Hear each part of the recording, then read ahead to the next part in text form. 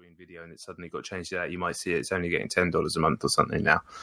But I think the real issue is, imagine if you had a company and you work with partners. That's why a lot of people are. Sorry, what was that, Matt? You just sound like a robot to me, don't you? just a lot of people are. Hello? Yeah, go Hello. on. What happened now? You just cut out. Go on. Oh, okay. So this is why I see a lot of YouTubers and also people on Twitch are moving to Patreon. Okay. We lost Matt. Oh, God.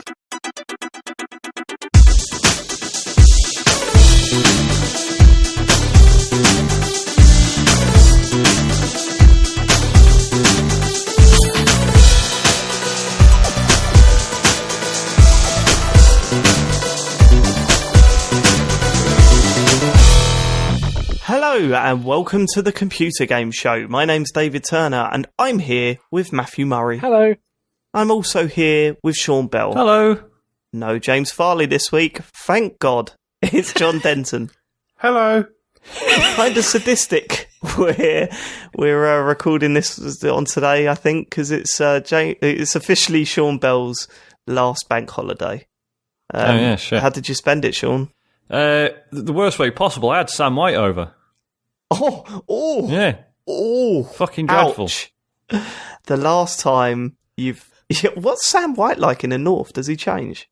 He's like a bit sort of scared permanently. It didn't really help that there's a bin near my house that someone's written the word on it in Tipex. Okay, that's fine. I mean, that would be an awful joke, but it's just true. It's just a fact. So yeah, there you go. Yeah. Well, I mean, how did you? For contrast, how did you spend your bank holiday Monday, John?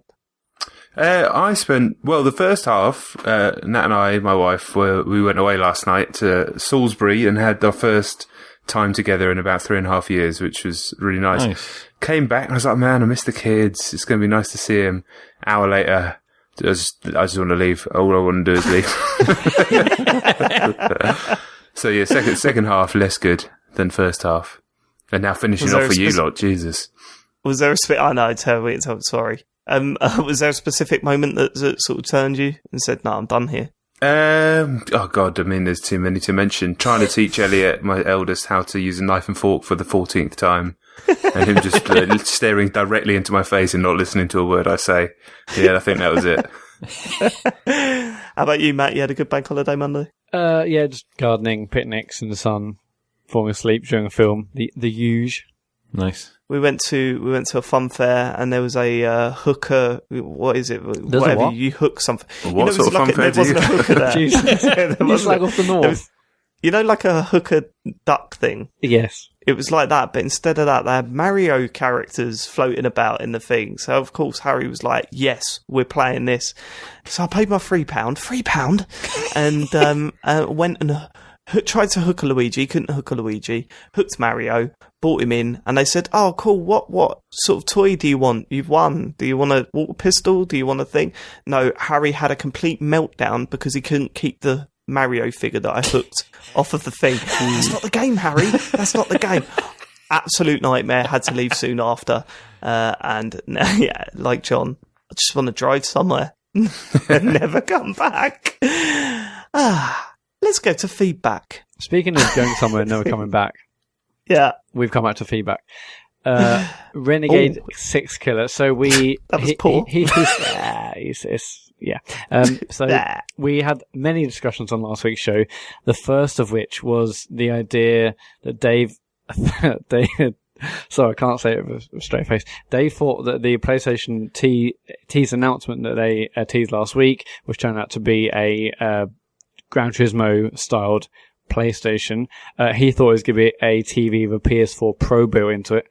I did pull that back though, because I said once I saw that they'd tweeted with that image of the car, I said that was probably car related. So yeah. I mean, but to justify, but you still originally thought that Sony were going to get back into the TV and console hardware space, but anyway, a Renegade 6 Killer. Matt's right. Possible. The idea of a PS4 Pro built into a TV is madness. One, look at the shape of TVs today. Where would it go? That's a bloody good point, actually. Just make it a bit bigger.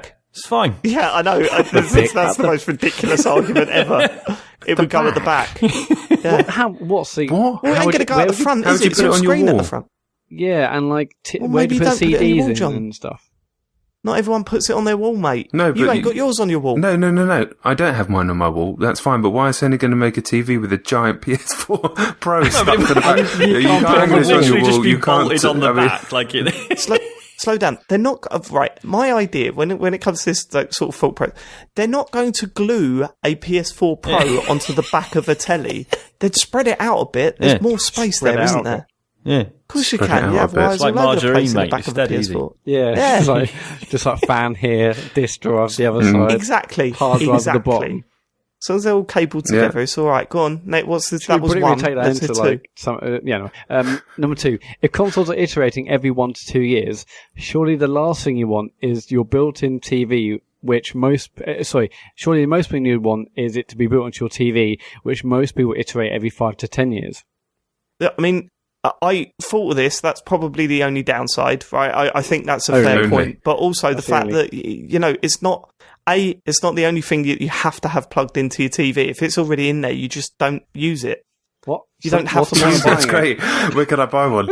I bought I don't know what you're saying. Pro, but I'm not going to bother with that. I'm going to buy a second Pro. Hold on. What's the difference between buying a PS4 Pro? Just don't buy a PS4 Pro because they're iterating it in 2 years. Yeah, but you don't have to replace your entire £600, £800, £1,000 TV. Yeah, but Matt, you don't have to replace your full TV set if you're not using your PS4 Pro anymore. So Yeah, what's but your the point TV of set buying costs it? £200 to £300 more than it should do because someone's put a PS4 Pro all around it in a And weird you've way. had, Where'd you put a disc in? you've had 2 to 4 years worth of entertainment from your PS4 Pro. You put the disc in the side. I thought about that. Put it in the side, right hand side, Yeah, like them or built-in left. DVD players that kids have. Yeah. Oh, yeah, because they're all the rage these days, aren't they? They are. Go on then. You can get them in pink. Was there another and point? Or From no? Asda, There's many they're more great. points. 3, the much cheaper for Sony and better for the consumer option would just be a decent bundle. Maybe 10% discount if bought together. Also Brad Davies on the same point. The PS4 TV combo was a bit odd, but not anywhere near as bad as some of Matt's previous predictions. Dave's invisibility fair. argument was just as bad. We'll come back to that in a minute. We will. Richard Wall, there will be a PS5, but it doesn't undercut the steps, not leap strategy. So now we've gone to a second. Oh, I haven't got it. We went on to PS5 after this. So yes, With the PS5 stuff, right? What we were saying, and if you did listen to the conversation before tweeting in, was that it wasn't that it wouldn't. It's not whether it would be called a PS5 or not. It's whether it would be a completely next gen, like as we've known it before situation. Matt said it will be. We're saying I don't think it will be. I think they'll bring out a PS5 if you want to call it that. The name's irrelevant, but they'll bring out the next console, but the games they're bringing out for that will still work on the PS4 Pro, not necessarily the PS4. That's what, that's kind of what we were just before chatting we about. fully get into this, John, the idea of a Sony PlayStation Pro TV, thoughts? Oh, yeah, I was on your team the whole time. It's just madness. it just reminded me, the more I heard about it, just, that episode of The Simpsons where Homer designs a car. That's what I thought that Dave would be unveiling. Well, it doesn't work though, John, does it? Because that would have meant that someone else designed a car exactly like Homer Simpson's one previously. We've had TVs with consoles in before. They've existed. I don't understand why this is such a mad idea. Dave, ones have we had? that counter argument was so bad that I don't even know what it meant. I mean, you could say it's bad, but it was valid. That's the word. Is this how you argue with people? If you not listen to the show, What I said is actually right. Well, no, what I'm saying, you're just saying it's forget it. You're just talking bollocks. You're trying to be funny and it's not working. Mate, Next, right, come on, let's go. I just don't understand why it would be built in, a PS4 Pro built into a TV in 2017. For all of the reasons that people have said. What, it will only last 2 or 3 years? Why would you want it built in? Why would they want to have it built in? All I'm thinking, right? Why would you want to overcomplicate all the? I mean, I'm not an electrician. How is that overcomplicating it? Yeah, but all the energy efficiency and all that sort of stuff, and you're just going to suddenly lump this complicated. Where's the cooling? You can just spread it all about the cooling system. Yeah, I know. It's just out the top. It comes out the top. Put it in. It comes out the top. It comes out the top. Yeah. Thanks, Did man. you hear that? What? It comes out the top. Idiot. Sorted. Comes out the He top. clearly knows what he's talking about, John. And the CD drive, Thank you. Dave was out on the right. That was on the right. So yeah. Matt, you said the PS5 was coming out this year. You said it was getting announced this year. Go fuck yourself. I'm only a year behind. You said it was coming out. You said it was being announced this year, coming out next year. Tease, yeah. Okay, go fuck yourself. Well, the year is still young. Why are we back on this? I don't know. The other part of the question was, again, we've just covered it, but basically I thought that there would definitely be a PS5, and it's coming soon. It's going to be a huge upgrade on the current iterative process they're currently doing. Back on Renegade 6 Killer, he says also with Matt on the PS5 potential, but in a sense it will be the PS4 Pro 2's name. The leap from PS4 base to PS5 will be generational, just like going from iPhone 6 to 7, having skipped the 6S. Well, that's what we were saying. What you were saying was that it would be a completely new generation of consoles. Yeah, and definitely. Yeah. Bring the hammer down. I mean, it's not the name. It's that this won't be like another iterative thing. This will be like, okay, this is clearly bang. This is next gen. This is a new generation, not just this is the new PlayStation.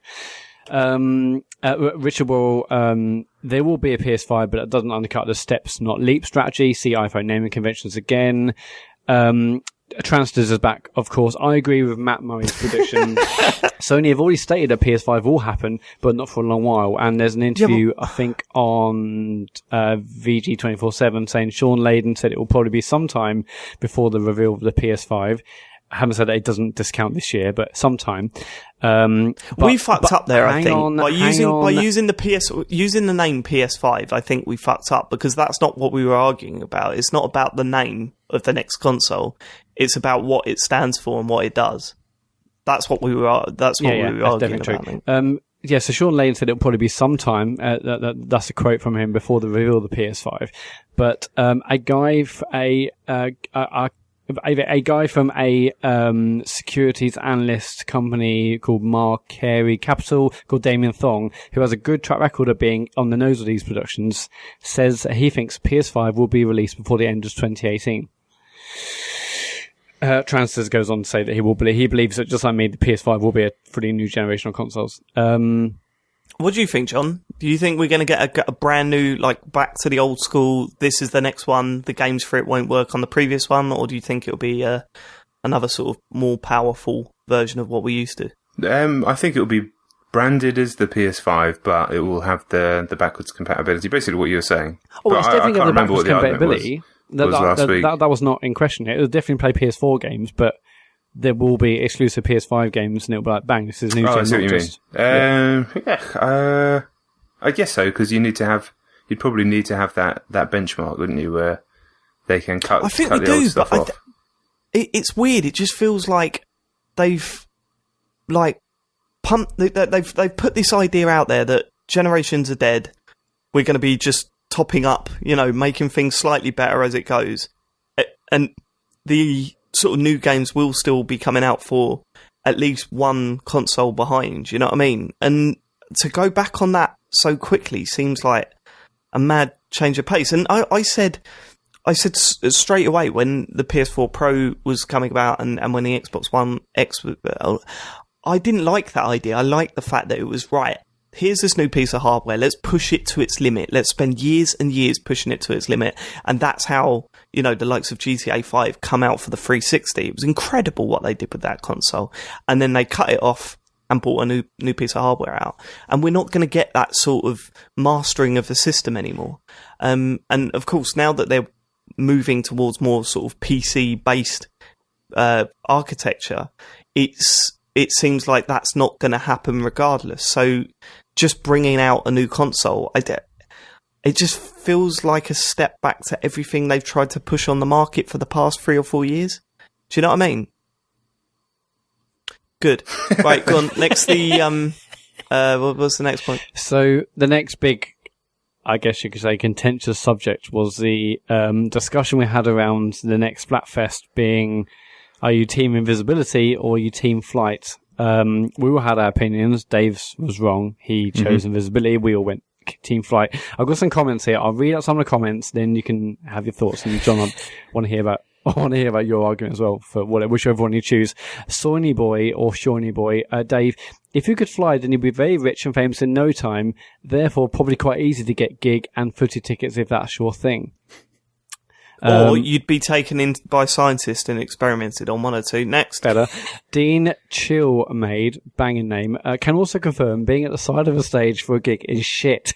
All you can hear is the drums, and even then, it's pretty much just bass. Yeah. Sit on the front of the stage then instead. Cammy or Toeman. sit right at the back of the building. Sit wherever you want, mate. Yeah, just on your own, just being a little, invisible loser. Anyway, you go to gigs on your own, Matt. I know Next, I have, but anyway, okay, Cammy Toeman piped in.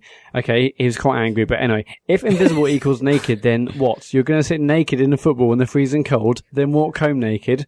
Then he quotes you, I could get on a plane. And he says, and sit where? Naked? Then what will you do for clothes at destination? Just walk around Manhattan in the buffet? And then I've got to address these points as they're coming out. Right? First of all, I totally accept I didn't consider how cold it would be and you'd be there naked. I get that. Right? Okay, fair enough. That's a fair point. The next point, on a plane, you just go anywhere in the plane. There's no spare room on a plane. Where would you sit? What planes do you got? Not everyone flies Ryanair. Go on a fucking private jet, Sean. What, he's going to hang out? You don't have to... sorry, when you had the option to walk onto any fucking plane you want, you literally think you were going to be on EasyJet, where everyone's crammed in? He's going to hang around the airport. But how are you going to know when the private planes get off? There's no itinerary for them. Oh, get on a British Airways. They're going first class, mate. Fucking bags of room. Look at you. I can't imagine a situation where I love the fact that Sean, if he was invisible, would still get on an economy flight. Go on, what was the last one? Because this is the funniest. Yeah, this is where he completely fucks up his whole argument. Go on. Anyway, he says, and then he quotes you saying, I'll sit backstage and listen to them chatting, referring to the fact you said you'll just go backstage and listen to, say, Queen to Stone Age backstage. Perfectly silent and still, you get found out about it to fuck me. Come on. Right, okay. Right, how are they going to hit you? Well... Just start flailing. Yeah. I mean, you're literally invisible. There's no way they'd be able to land a punch. No, Hound, walk the other side of the room. Yeah, but you said invisible. You didn't say there wouldn't be any sort of substance when they're hit in your area. If they hit you, regardless of if you're invisible or not, if you punch... There wouldn't be any substance if they hit in your area. If they punch you, even if you're invisible, they'll still feel something, right? Yeah, but Matt, how are they going to punch me if they can't see me, you fucking prick? Right, so if this is backstage at a gig, right? Bit of cocaine on the palm, blow that on you, and then you're coated in it. Clever stuff, Sean. He's done this before. I have Queens of the Stone Age, a very straight-laced human being. Listen, right, the idea that you would get found out and beaten up, A, you won't be able to see what you're punching. B, this is the other thing. People were going, people will bump into you. Oh no, they'll bump into me. Then what would they do? They'd go, there's something weird there. Then what would happen? You just walk off 10 paces and you're scot-free. No one can fucking see you. It's just so stupid. Oh no, what if someone steps on your foot? Oh, well then they'll step on my foot and think that's weird. It feels like there's something down there. Is it still there? No, it's not. It's gone because it's invisible. It would just feel like you're a ghost. What's the point? You just get to see stuff, don't you? Right, John. What is there more tweets? Only Camera Time Man saying he actually pulled over to the side of the road to get those tweets out. He was so angry. He said, "I've now calmed down enough to agree that Shimmer and Shine theme is an all timer, by the way, and it is. It's an absolute banger." Do you know what I'll say? Right, is that he clearly, he pulled over and he had a very good point in the fact that you don't want to sit in the goal on a cold Tuesday night watching football because you'll be fucking freezing, right? He had a good point, but then he thought, well, I've pulled over now, I might as well think of some other points, and they just weren't as good. Also, I was thinking, if it really was cold, I'd just run up and down the pitch. Jeez, it's even more depressing. What's worse than a naked invisible man sitting in a goal? It's a naked invisible man running up and down the touchline. Why is that depressing? No one knows you're naked except for you. Yeah, but I don't want to be running up and down the touchline in the den in the pissing rain just to watch a free game of football when I could be flying above it. The only reason... Yeah, but you're flying above it. There's a no-fly zone in London for starters, Matt. You get a missile up your ass in no time. They can't detect you if you're just flying around, there's no decent heat signature. I haven't got a black box on me. It's funny, Sean, because people have got this amazing detection device called eyes, and they can see you can't use it to flying guide above missiles, Dave. They're just shooting them with a rifle. Like, it's easy. I'd be too quick for him. So, where's this? America? I'd fly erratically. It'd be fine. No, no, you won't be too quick for them. And I was thinking about what you said the other day about flying around the world at 100 miles per hour. That's still not fast enough to make it beneficial. Not in any way. No John, way.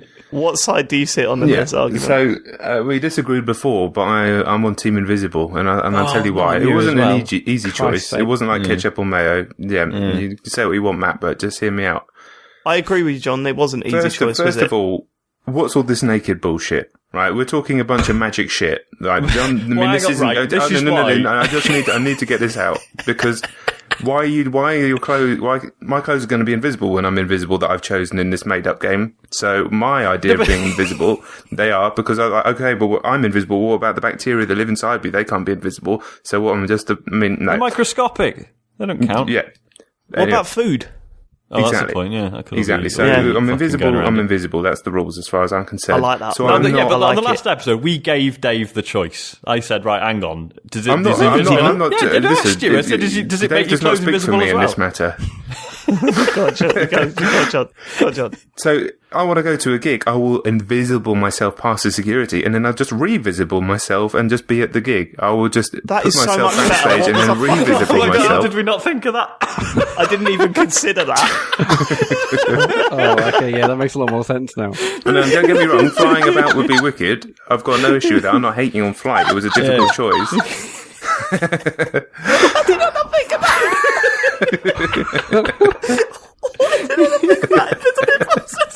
Dave was sitting on the stage in the nude. Not thinking like touchline naked. I'm finding it harder and harder to co-sign on here, Dave. Running up and down on the touchline naked. I'm not going to do that, mate. Just go in the seat. I'm probably going to do a couple of massive robberies. Work out a way of laundering the money, and then just slip past security as and when. But I'll have so much money, I won't even need to do that after a while. And flights, I've got no issue with flight, but you can't be like, I'm going to fly to Australia at 100 miles an hour, because you did say that last week, Sean, and I remembered that. And it's like, how long would that fucking take? And you'd 100% die. Unless you're no, it's fine. Immortal. You just eat a good meal before you go. It's fine. 100 miles an hour to fly to Australia. How fast do aeroplanes go? I've not looked this up. How fast do aeroplanes I don't know, but they definitely go faster than 100 miles an hour. I've just had this image of Sean flying to Australia after a big meal, stopping over the sea, and sort of lowering himself down and floating backwards as he just shits directly into the sea. Dips his arse into it to wash it off and then flies off again. The most ungrateful thing. Oh dear. Ungrateful. So an aeroplane goes about 900 kilometres an hour, according to a quick Google search. You don't have to go faster, but you can. There's nothing that said 100 miles an hour. That's not part of this Splatfest. Dave said running speed last week, which is yeah. Well, that's the. But yeah, I've always thought about it would be fun to be invisible for those reasons. So that would be it. But yeah, the revisibility is a crucial part of that, and also you can invisible out your clothes all day because just you can. Not? Yeah. Still the only thing choice. that turned me away from that idea, John, was that on the images for which side you pick, the guy is invisible with clothes visible. I don't made me go. Also, I don't think we drummed this point home enough last week. Matt is not part of Splatfest. He's sold Splatoon 2.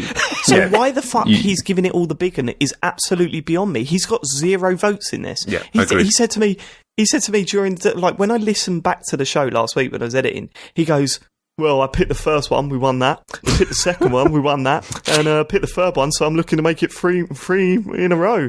Matt, you ain't part of this. You ain't in this little discussion. You're a nobody. Yeah. Fuck you. It's like supporting a football team. You don't have to be on the team to actually pick a side, you know? No, but you have to support the fucking team. Yeah, he's doing.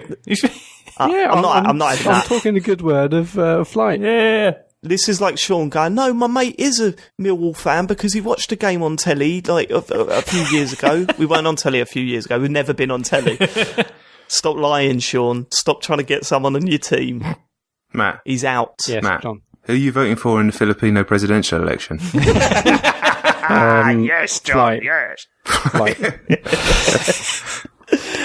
Right, is that it for feedback? That is it, yeah. If you want to tweet us, it's at Computer Game Pod on Twitter or thecomputergameshow@gmail.com if you want to leave your feedback or angry, irate comments about what we say and do. If you want to pull over to the side of the road and send me shit, then do it. Sean, what's in the news, mate? On the subject of Splatoon 2, someone on NeoGAF has discovered that it's sort of got built-in voice chat. So this is using... So, as you might be aware, a number of Nintendo games, I think it started with when they did Pokken on the Wii, and then apparently Mario Kart 8 has this as well. It's got like a secret LAN mode. So, you can connect it to other switches, although apparently that's really fucking unreliable. But you press a couple of buttons on the main menu, and it switches so that you can connect to a router, and everyone connects through that, rather than to each other directly. That makes sense? Okay. Apparently it's more reliable and it's used for like tournament play, basically. And, a guy called Peter Cobra on NeoGAF, did this with a couple of mates, and one of them was wearing a pair of headphones with a microphone on it, and then they realised they could all fucking hear him when he was talking, like really loud. So. Right. What? Directly into. Yeah. Oh, that's weird. Yeah, it is weird. So I mean, we already knew that the headphone socket was capable of taking a combined, headphones and microphone, but we did, nothing surfaced that actually used it yet that we were aware of. But yeah, this does. What are they doing? Don't know. I mean, that means there's literally no excuse to have this going through the fucking system anymore, is there? Yeah, and I get Nintendo's whole anti-paedophile thing. Fair enough. No, not fair enough. But just make it so that only friends can communicate. That's fine. I'll be all right with that. Can I just say as well, when I say no, not fair enough, I don't mean let the pedos talk. Yeah. I'm literally saying, that it's parental controls are in there. Yeah. Use them. Yeah. Oh my God. And the fact that this Nintendo Online app is out and still doesn't support the two other games on the system that Nintendo made that play online is just utterly incredible. Yeah. I don't understand it. They've still not done a single update for it. Nope. Not even fix a couple of bugs. As I said last week, Sean, it's the perfect app. It is. Doesn't need an update. It makes you wonder if they just basically contracted someone to build it and that's it. Contract's up. There you go. We delivered it. Work experience kid left. He's like, well, now I don't know. God knows what it's programmed in, but no one's got a password either, so let's just leave it. It's not good. Yeah, I mean, it's not good. That's crazy, but it's Nintendo. Yeah. When are we going to hear more about Nintendo Online and what they're doing with the payment system? That's what I want to know. Payment system? Fuck me. Actually, paying for the service. Yes. Yeah. Paying for that app. I mean, is there a way of them scrapping the app without it being really embarrassing, do you think? Or do you think everyone would just be so happy for the news that they just wouldn't care? There's one easy resolution to this. You go, we're not charging you for online play anymore. Mm-hmm. Online play is free, but we've got the service where you download the games like Netflix, these older games, £20 a year, which is what they were going to bundle in with the online service stuff anyway. Yeah. Just do that. Then you're not going to get anyone moaning about the online. Oh, well, you will get people moaning about the online, but not as much because they don't feel as though they're getting charged for it. And they'll, £20 a year for old Nintendo games. Yeah, we're all going to sign up for that. I think what Sean was asking was actually, would it be totally embarrassing if Nintendo said, we're scrapping the app and your friends list is on your machine, you can do voice chat, etc., etc. I mean, if anyone is bothered about that, everyone will be everyone will be totally joyful and loving it. So, yeah, that's it. I don't think it'd be seen anywhere as a stupid idea, bad idea, or embarrassing. It's a stupid idea currently, so anything back to normal would be amazing.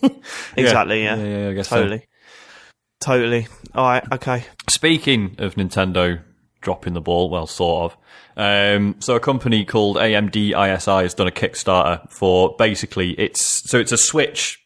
Technically, it's a Switch dock. It's not. It's like a battery case that just slips on the back. And I've seen that. It's got an HDMI port in it, so it functions as a dock, and you get like another 4 hours battery out of it. And it's like, how much are they charging? It was like, I've lost it now. It's basically currently $45, but it's going to be $90 at launch. Which is still way cheaper than the official dock, right? There's one with the HDMI port, which is called the Pelder. It's called the Pelder, but the Pelder Pro. The HDMI port is the one that's going to be $95 right now on the Kickstarter, but $140 at launch. And how much was the official dock again? It was something stupid, wasn't it? I think it was like 70 quid, 65 quid. It was cheaper than that. Yeah, but still, given that this is completely portable. Yeah, because you don't need to take the power supply with you either, do you? It runs off the battery. Yeah. I guess, I don't know, it's still way too expensive in my book. It is, but it's smashed its Kickstarter goal 4 times over. Yeah. And it just sort of goes to show maybe Nintendo should have had their own solution for this and it might have done all right. But it'd be interesting to know how Nintendo react to it, right? Because haven't you got to... Because we were saying, isn't there some sort of license agreement you've got to have with Nintendo to release something for the Switch that works like that? Didn't we? I can't remember how we came to that conclusion. Well, it was the fact that you can't just get a splitter in. You can't just get a normal splitter in. It works. Yeah. It doesn't. So we were thinking, well, there must be maybe maybe they've just opened up one of the normal docks and just reverse engineered it. Who knows? What is exciting funny times in the world of computer games. If you go on the Kickstarter, the video that goes with it is pretty embarrassing, and also they've got on about this project, it's got all the websites that have featured it and some press quotes. And you know how normally these would be things that are really enthusiastic and recommending it. They're just just says Eurogamer. No dock needed. Extends the battery life by 4.5 hours. Just reading out the stuff that it does. Much like the extended Wii U battery packs before it. It's called the Pelder Pro. Brilliant. Where do I? Yeah, so it's great with ringing endorsements like that. Sign me up. Cool. Last one. Microsoft claim that the Xbox One X is the fastest selling Xbox pre-order ever. But they've been a bit weird and not very specific about what that actually means. You've gone totally James Farley about this. I haven't, because when I posted this in the chat or whatever, James was like, "Yeah, well, that means nothing. How many was it?" I said, "No, the claim. It doesn't matter how many it was. The claim itself is pretty impressive, isn't it?" The claim is that it's sold out really quickly. No, the claim is that it's been pre-ordered more times than any Xbox it isn't. ever. It's that it's the fastest selling. And I think that is a deliberate obfuscation of what has actually happened. I think they've not had that many available, and they've gone, well, fuck me, it's sold out in 10 minutes. Well done, everyone. No. The quote was, you, our biggest fans, have pre-ordered more Xbox One X Project Scorpio Edition consoles in the first 5 days than any Xbox ever. That's the quote. That's pretty straightforward. I'm still not convinced. You're not convinced. Who do you know who's getting one? Sorry? Who do we actually know who's getting one? I don't know, but obviously we're not everybody, but I've never seen such a low amount of interest in something new like this, and I don't fucking buy it. So you just think that Microsoft are just outright lying? Not outright lying. I think they've taken statistics and managed to twist it. See, I think I've got a different theory on it to make. I don't think they're twisting statistics. I do kind of believe that. Yeah. I think it's easier to pre-order stuff now than it ever has been, and it's easier to pre-order multiple consoles more than it ever has been. Like the done thing, when you think about the Xbox 360, and to some extent the Xbox One, I mean, it wasn't that long ago, obviously, but the amount of people that can now just go on about 14 websites and just pre-order a console for free. Whereas before you had to lay some money down, up front, and, you had to go into a shop and get your receipt and all that sort of stuff. And obviously not for the Xbox One, but for the 360, I know it was definitely like that. Yeah. And I think places were a little bit more cautious as well about how many pre-orders they took. Like they had a cut-off point and all that sort of stuff. So I think maybe you can look at it that way, but I don't think you can just turn around and say Microsoft are lying. I'm not quite jumping on board for that. I'm not going 100% Farley. I'm like 90%. But that's what I'm saying. That quote there is so black and white. They are literally saying in the first 5 days, more people have pre-ordered the Scorpio than they have any other Xbox console. I mean, it's interesting, like you say, because you almost wonder if they know full well that people are putting like multiple pre-orders in. Just because it's free, so why not? So and like, you're James Farley. No. I'm saying like James not as a mad conspiracy theory. Just like as you say, it's much easier to place pre-orders now. People worry about low stock, so people will just be like, "Oh, well, I'll pre-order it at Amazon and Game and something else because why not?" And then just cancel them closer to the day. And you wonder if they know that, but it's convenient for them to not really. Sean, are you saying, say, like the week or two before launch, Microsoft's going to put out a press release saying the Xbox One X is the most cancelled pre-order in Xbox history? Yes. Because that's the thing, isn't it? You're saying you don't know anyone that's bought it or that wants to buy it. But there's one guy on this podcast that's pre-ordered 2. So it's kind of like, that could be the point. How many have you pre-ordered, John? Just one. Just lightweight. Yeah, but I don't know if I'll keep it, but Yeah. Like I probably won't either. Stick the pre-order on and then... Exactly. You'd be stupid not to. And as Microsoft have confirmed, many other people thought the same thing. I mean, why wouldn't you? And then decide in the week before when you're definitely going to buy it. or not. Yeah. I've got... There's absolutely zero chance of me buying that console. Not for that price. And the amount of money I've got, it's just not happening. But and if I was going to spend some money in the next few months on a new console, it'd be a PS4 Pro, Oh, yeah. Yeah, obviously. There you go. What do you make of that then, John? What do you make of that? What's your take? Hot take? It's a weird one, isn't it? I mean, you do think that those sorts of stats are manipulated and tweaked, or they only release a certain amount into the channel for pre-orders so they can say, like, the pre-orders have been this fast or whatever. I'm sure it's just some sort of heavily massaged and manipulated thing, because, I mean, it's in our own echo chamber, so it's basically impossible to gauge true interest, but I don't know anybody apart from Matt and myself who've got the thing pre-ordered. Well, that's not true actually, because we've got our Xbox friends who are just the diehard Xbox they're boys. All jumping on. But I mean, they are the only 3 people like that in the world, I swear. So I don't know. Maybe it may go on to be a massive success. Maybe this is what a lot of people have been looking for. But I don't know. It's definitely a weird one. But I'm interested in the machine. I am. Just because I really do like the PS4 Pro. It is so much nicer than the PS4 with the 4K TV. So being able to hold an Xbox controller and not feel like disgusted by it again. Do you know what? I bought when I was away. My little boys just got into Dragon Ball, so I went to a game in Salisbury. Yeah. I found like a really old Dragon Ball Z game for the Xbox 360, brought it back for him, and just hooked up the 360 for the first time in ages to the TV in the living room. And as soon as I turned it back on, it did an update way quicker than an Xbox One does one, by the way. And then, just straight back in, it's like, this is so nice. This whole interface is still so nice. And even though they changed it 4 or 5 times throughout the machine's life, everything about it is still way, way better than everything on the Xbox One. It's like, how could they have taken such huge backward steps? So, I know the OS is still going to be pretty similar for Xbox. Well, it's going to be the same, isn't it? Same as PS4 Pro and PS4. But at least if the thing works properly, like I've been going down to see old Chet Roivas. He's got the Xbox One S 2 terabyte, and it's like a completely different machine. I mean, it's the same thing, but it's just so much nicer. It runs faster. Obviously, the hard drive is massive, so he's got shitloads of games on there. The pad feels a bit nicer. Everything about it's just, obviously, it's smaller as well, so it's not taking up as much room. I was like, man, that's a nice machine. That really is. So, whether or not I keep the pre-order, I don't know, because obviously it's a lot of money, and there's a lot of stuff happening at that time of year. I don't necessarily have that money to buy it anyway, but also I know what I'm like, and I will go and spend money I don't have and then make it later in order to feed my terrible, terrible habit. You know it. Yep. Okay, cool. Is that the last one? That's it. Could I possibly add a news story before you start? Of course you can. So I wanted to get everybody's thoughts on this.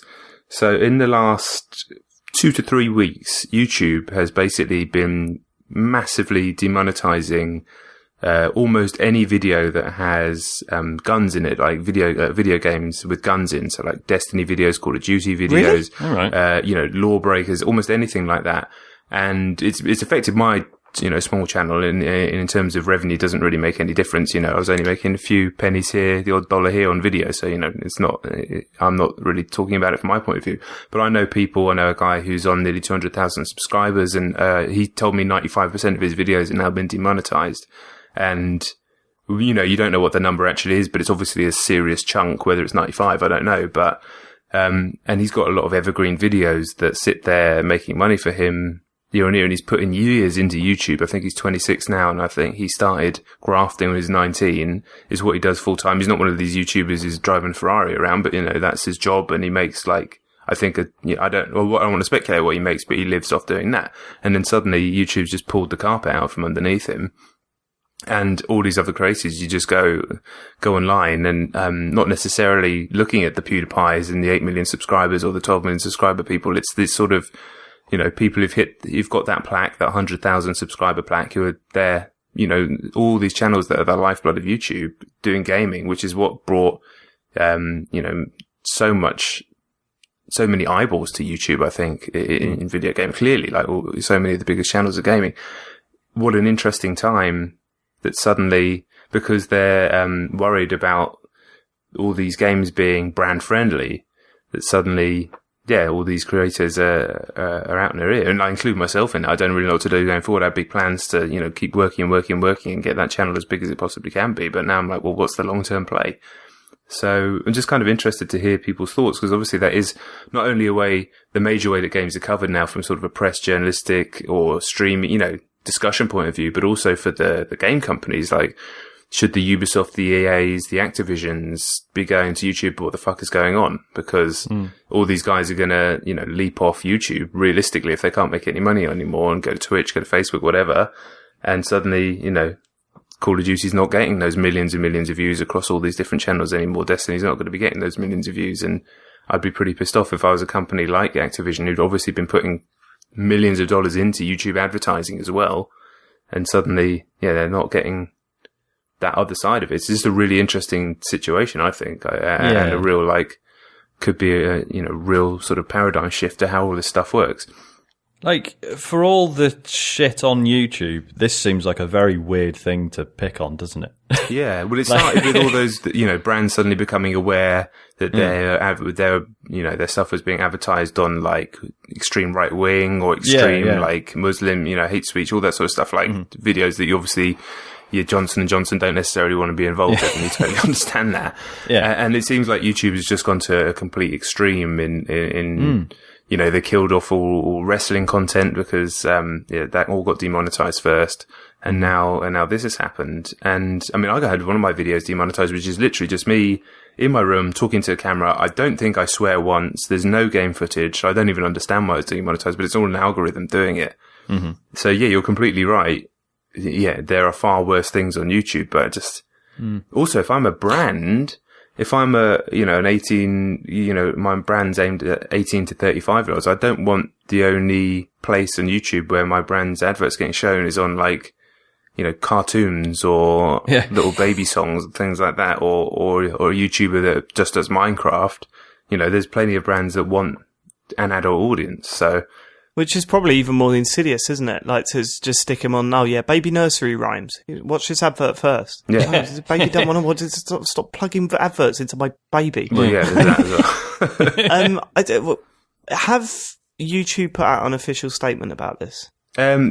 Just that they, a lot of this content is being deemed not brand safe, and if you want to guarantee that you can monetize your videos, then make it brand safe, and then refers to the YouTube's TOS.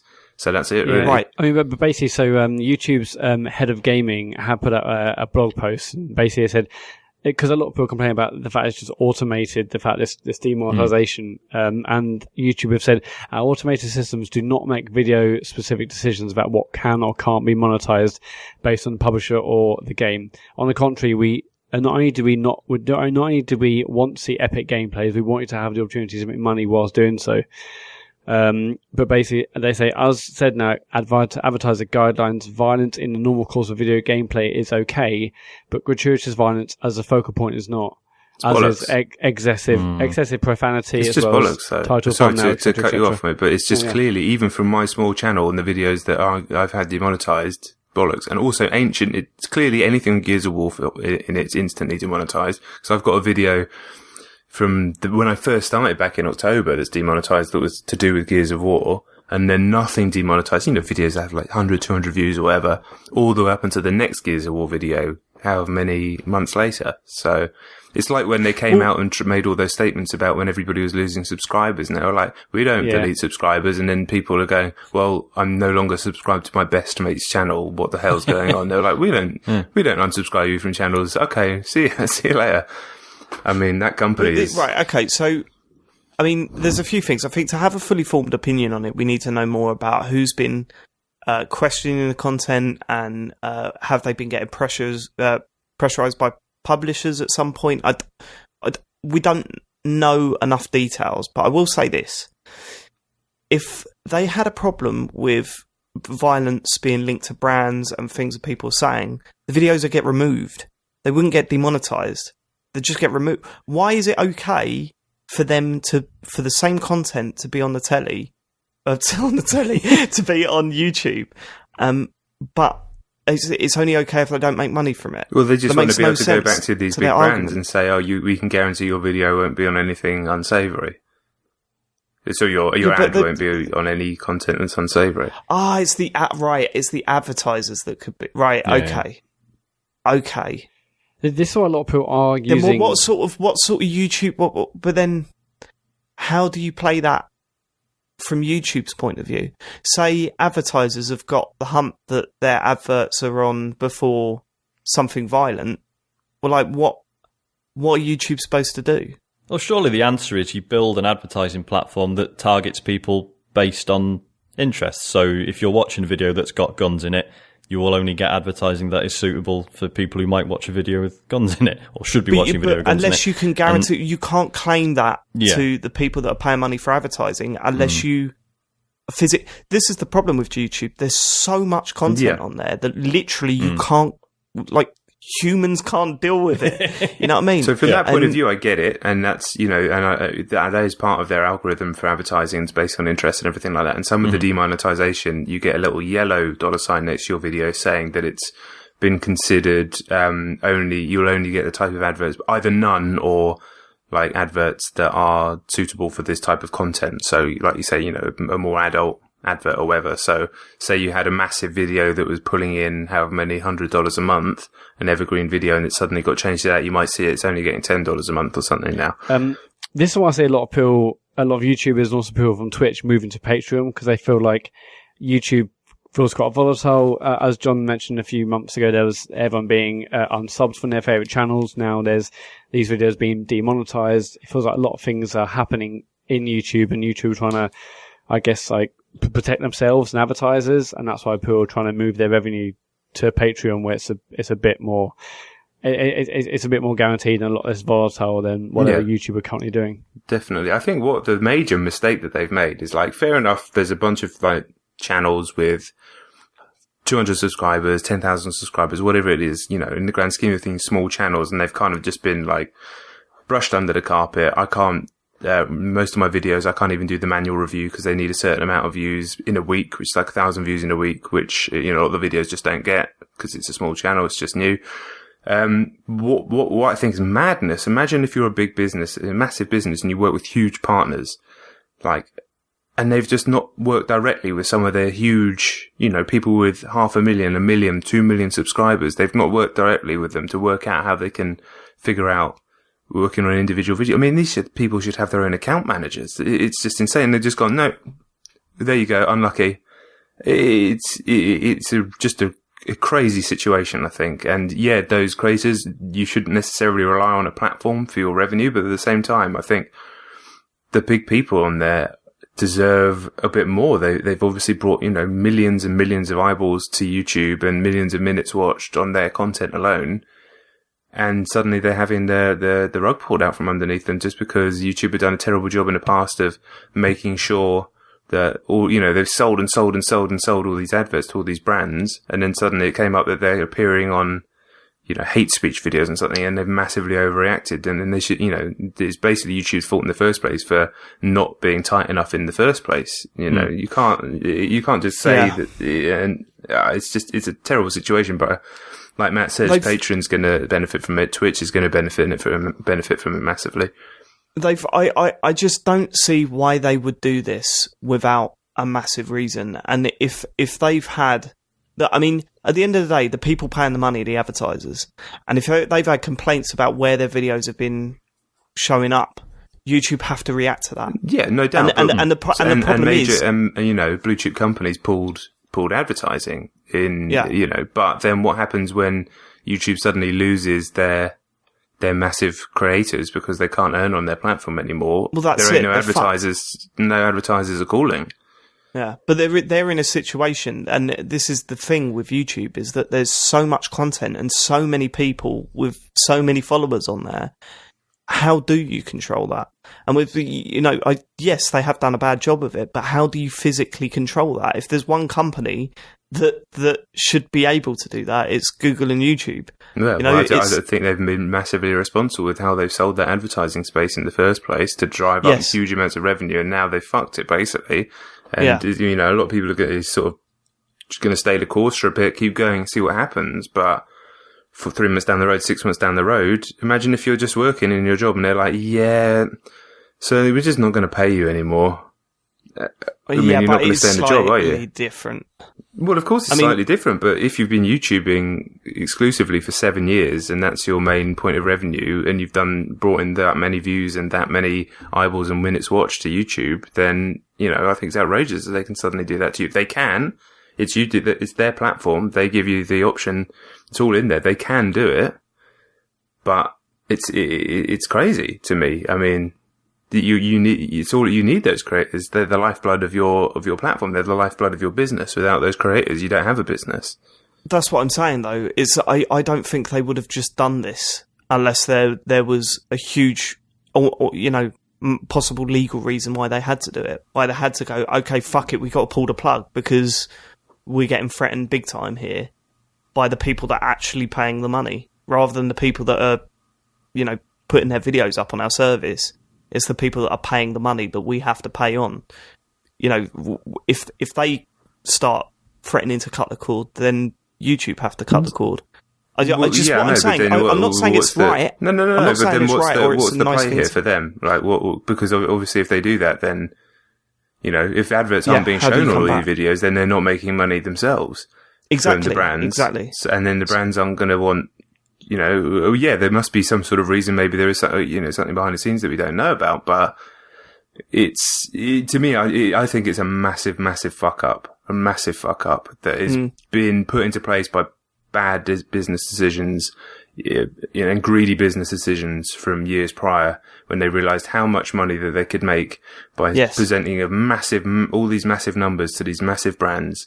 And then two things have happened. One, they have not controlled anywhere near well enough where that content is going. And two, also the brands are wising up that just because something's got 10, 12 million views doesn't mean that any of those 12-year-old kids are going to go out and buy their product. So I think it's a situation, because one thing that is consistent across all of it is there are creators out there who can build themselves huge audiences, and there are other platforms where they can continue to either move that audience or rebuild or build a new audience, be it Twitch, be it Facebook. There are other global platforms where the creators can do that. I think this is going to be a really interesting period for the whole industry. Yeah, I think within the next few years, you're going to see a complete restructure of how you can monetize your videos on YouTube. And I don't think it will be a necessarily good one either. I think the way Twitch are doing it at the moment, and, the only reason I know about this stuff is because Matt's been looking into it, you've been looking into it and stuff.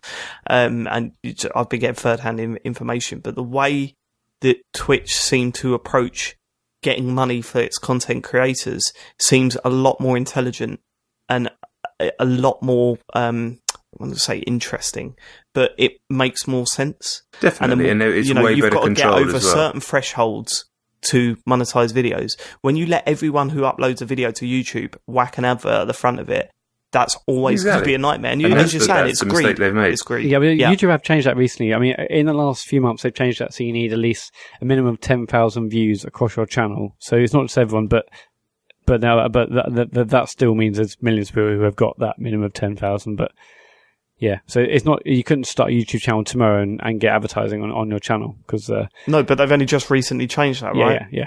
So, and, that could be in reaction to whatever's gone on behind the scenes. Because I do genuinely think, because it makes no sense for YouTube to do it, 0 sense financially, and in terms of keeping people uploading to their channel.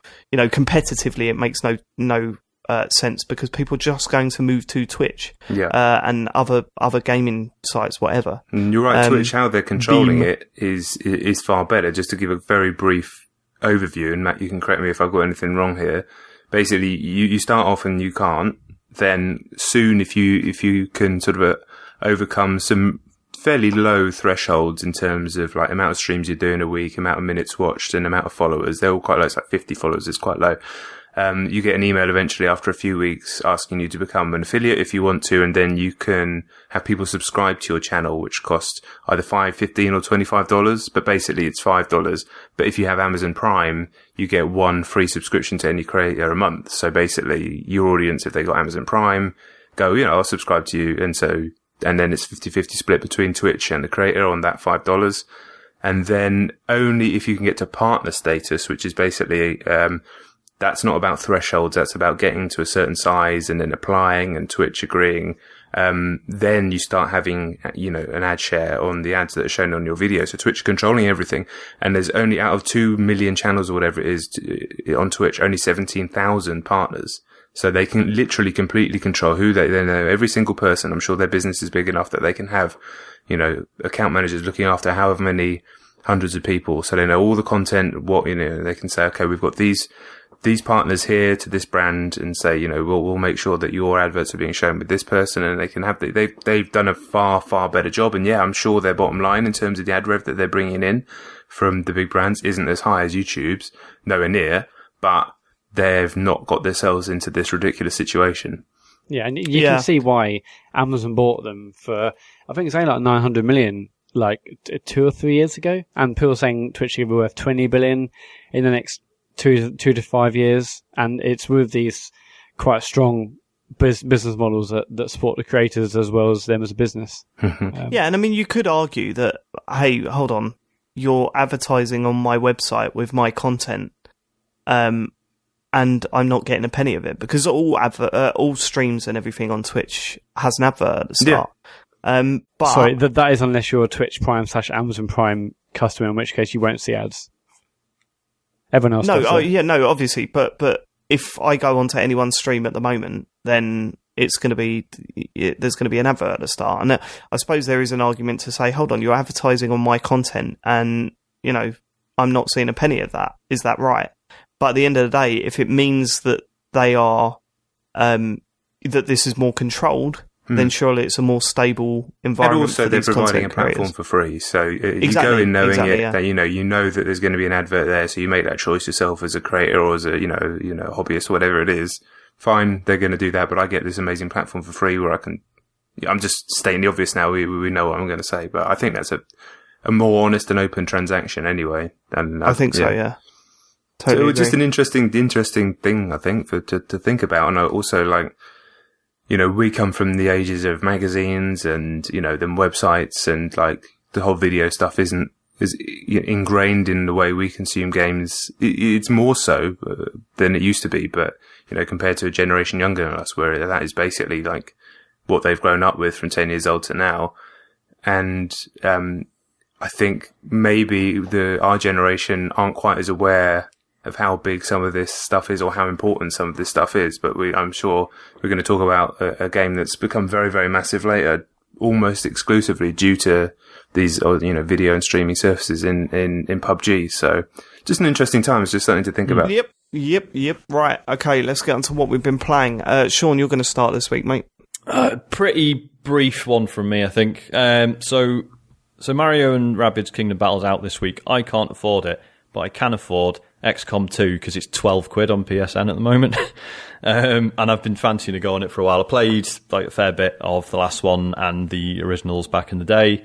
So yeah, I was bang up for this. It is so fucking difficult. It's unbelievable. Isn't that one of the things people say about that game? It's really tough. But it's a main selling point. I've played the others, but this one's just ridiculous. like I know how good it is because everyone tells me. I'm not saying it's shit, but I'm like 90 minutes in and I've been having the most miserable fucking time with it. Right, you do. Surely you can knock it down, though, right? Yeah, that fucking doesn't make any difference. I'm still shite at it.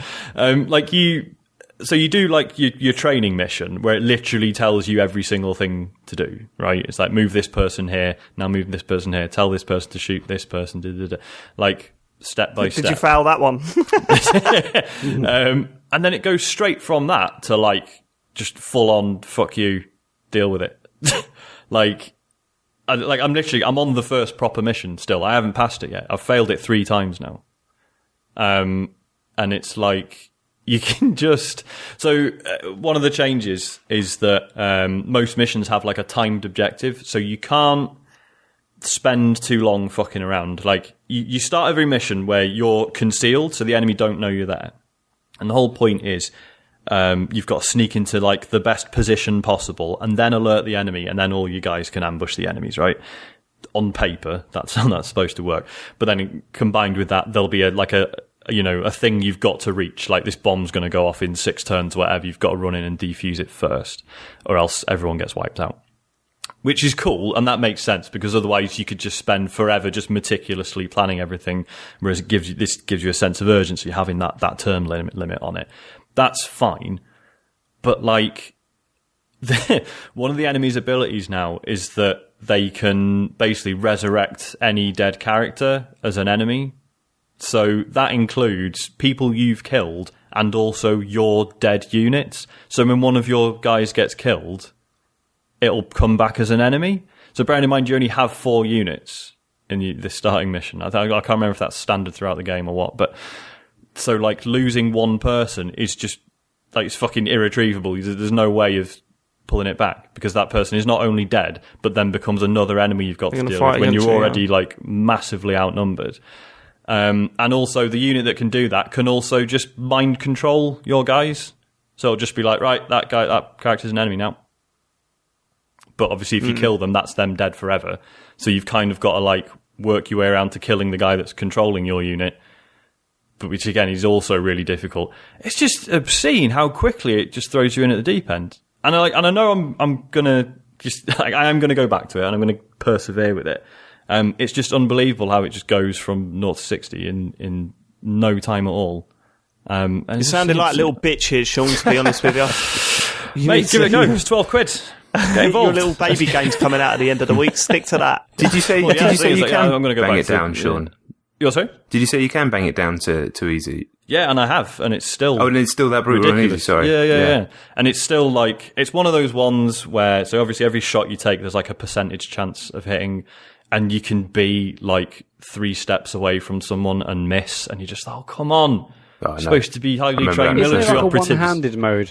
Or like some sort of like Wii U one button, just press giant X and then it does it all for you. Or like auto shot, I don't know. Yeah, was the first one this bad? This difficult? No, I got on really well with the first one. Yeah, same as that. I mean, it's hard and it got harder, right? And I ended up, my playthrough ended up in failure. So I never got to the end of the game. But yeah, not first mission, second mission. Yeah. Nowhere near. It's ridiculous. I mean, obviously the missions are sort of randomly rolled, I think. So it might just be that I've got an especially shitty one. I don't know. But yeah, it's just fucking weird. It's also, this is a stupid criticism, but so it's set 20 years after the last one and the aliens have taken over. And I fucking hate it when games do that. It's like, oh, did you finish the first game? Did you? No fucking point, mate. We lost anyway. Because that's the story for the sequel. That's never bothered me, that. Like, I just, they do that a lot. It's like, which way will you choose? And the next one comes out. Okay, right, he made that choice. Forget about that. Yeah. But it just, that's never really bothered. I just look at that sort of stuff and go, oh, okay, he made that choice, then fine. I've never been that invested in my choice to get angry about it. But then also, whenever I play these, which is very rarely these days, these strategy games like this, I boot up the single player and I play the easy ones. This happened to me with Fire Emblem on the mobile phone or whatever it was. I sit there and I play the first few missions. I go, I keep winning. Good. Oh, I've lost one. Right, that's it. That game's going in the bin. Like, that is it. I've got no interest in trying to work out why I lost that time. It just goes, right, that's the last time I play that game then. It's a bit like Championship Manager. Like, I've won a couple of games in the pre-season friendlies. Oh, the season starts now. 3-0. Okay, but delete. Just uninstall. Not living my life like that. I'll go back, but it's just absolutely staggered by how difficult it is right off the bat. Well, if I'm really surprised you're not getting Mario & Rabbids, Sean. I know it's I haven't got the money right now, but I thought you'll be there day one, regardless of any other game in the near distant future. I am bang up for it, and I am going to get it. It's just, the finances this week are not paying out. I am sort of happy that it hasn't got 10s everywhere, because I thought 2017, it's a video game. If it's a 10s everywhere, I'm just going to have to buy it, even though it doesn't really, truly interest me. But luckily, it's a lot of like 7s, 8s, and some 9s. I can probably just about get away with not playing it. I mean, I've never played an XCOM game. I know everyone says they're brilliant. So I haven't got that hook in me either, but I'm sort of glad it hasn't been another mind-blowing game. Yeah. Good.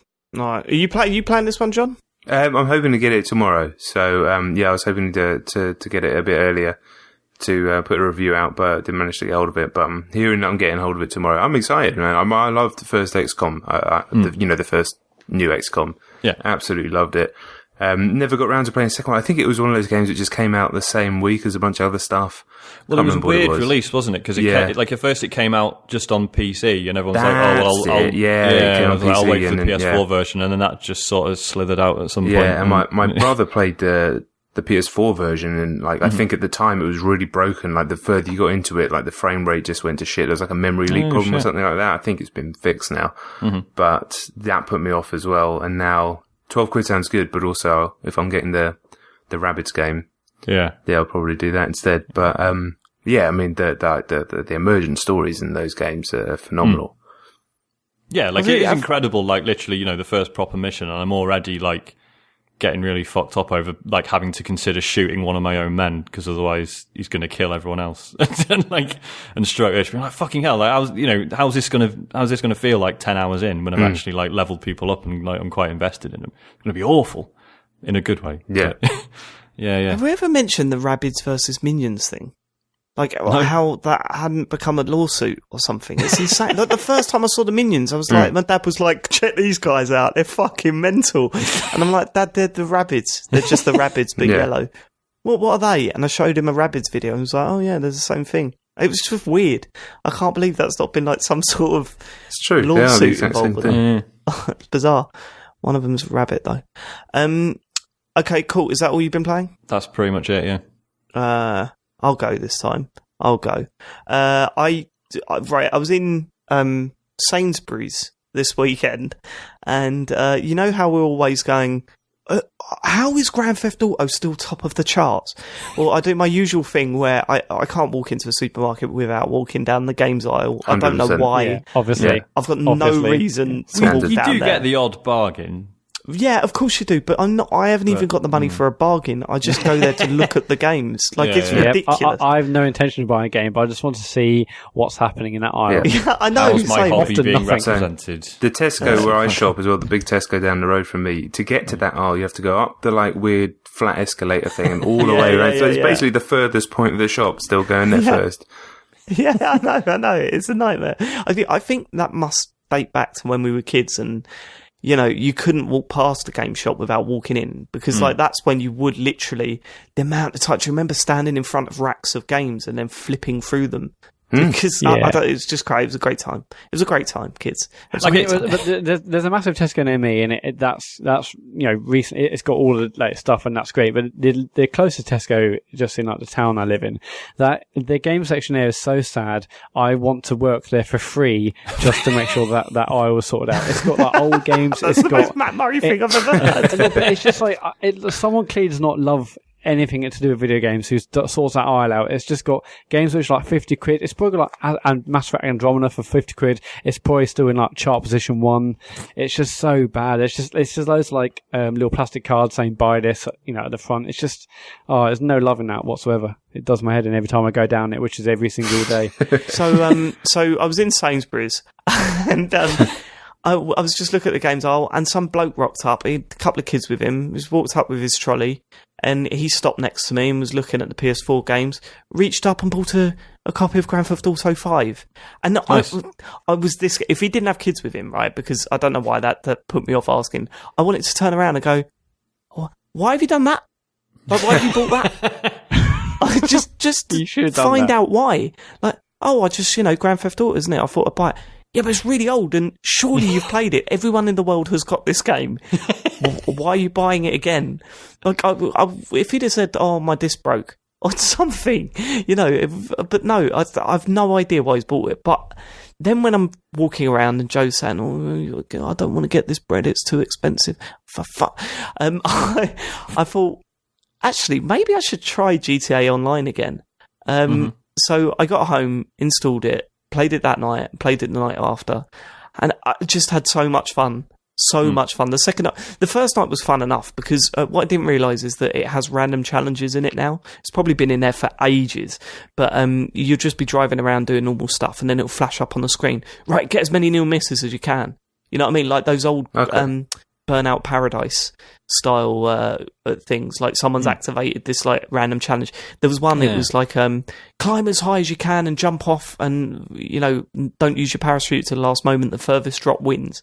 It's all stuff like that, and it's all timed, and it's got a scoreboard at the bottom right hand corner, and you get money if you're at the top of the scoreboard.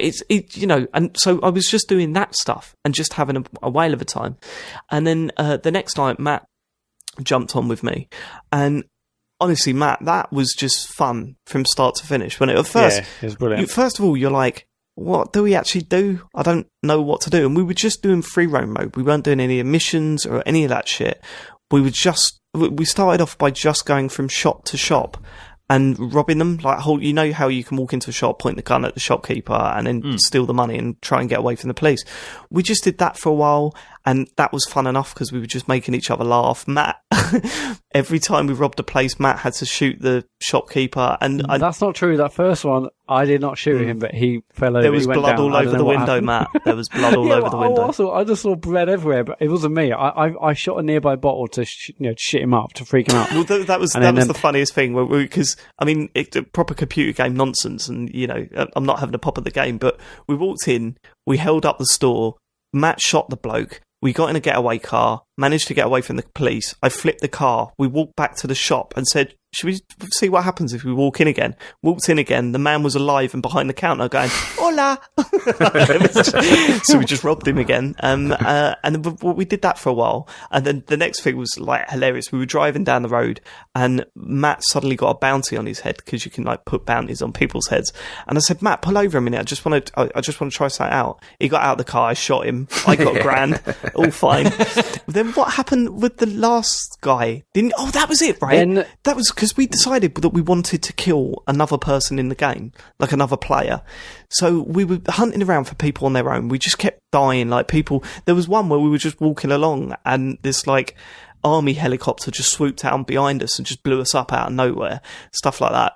But we found this one guy and we chased him down, and he managed to kill us a couple of times, but we were adamant that we were going to take him out. So we were following him around everywhere. Then he went onto the top of this car park, and just as we popped our heads up from the car park, he shot us dead, and it was that sort of stuff. Matt, that bit was sort of like a movie where I think this guy was bombing around on a really, really fast bike, I think, at that point, and that's right. You were a lot closer to him than I was, because I think I may have just been killed by him or her. And so he was in the top of this multi-story car park. You were chasing him. He's like, I'm on the roof, and you're like, bang, bang, bang. Okay, I'm dead. And so then it was my turn to go up on the multi-story car park, and I creep up, I go into first person mode with my assault rifle. I'm like, okay, I'm going to take him. As soon as I get onto the top of the multi-story car park, I see him screeching past me and off the top of the multi-story car park off a ramp. I was like, he's gone off the roof. Matt said to me, he's driven off the roof and landed on the floor. I can't believe it. He's driven off the roof. I'm going to have to walk down. It was just like a movie because I went to the edge and I was like, he's gone off the roof. And he goes, I'm going to have to walk down now. I said, Matt, why don't you drive off the roof? Like, why have you got to walk down? No, bottle job. But anyway, we finally caught up with him. Matt killed him, right?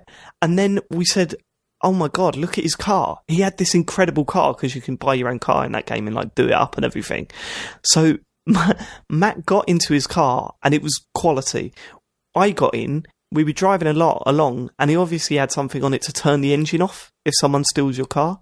So all of a sudden, the car come to a screeching halt, and it said such and such has disabled his car. So Matt was like, what the fuck do we do now? So I just blew it up with my rocket launcher, destroyed his car. I think that costs him money if I do that, because he's got to go and collect it from the garage again. Someone on Twitter let me know what the deal is with that. But then Matt, a symbol, like a sign, come up on the bottom left-hand corner saying, you fuck with the wrong guy this time. Matt Murray had $3,000 on his head. So that was it. For the rest of the game, I was trying to kill Matt. Like, and every time I had the gun aimed at you, you just run over me. It was just so much fun. Well, only because we were bombing down the road, like doing some other mission or whatever, and you're like, oh, Matt, just stop. I've got something else to say to you. I'm like, no. And then I just kept on going. And then I did let you out. And then, then you were trying to... You were trying to shoot at me and I just ran you over. Yeah, it's brilliant. Such fun. It's just so much fun. And, you know, we're sitting here thinking, like, why are people still playing GTA? Why is it still massive or whatever? I just can't wait to get back on it. And, you know, the online stuff has its faults. You know, the whole bollocks about having to go somewhere to start a mission and make sure everyone's in the same place and all that crap. Just dicking around in that world was just hilarious.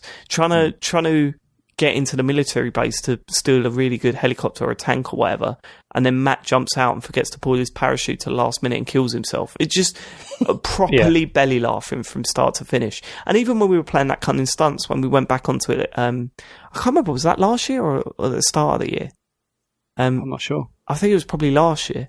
But we said it wasn't particularly fun to play. It was a complete mess. But for that week or two we were playing it, just belly laughing from start to finish.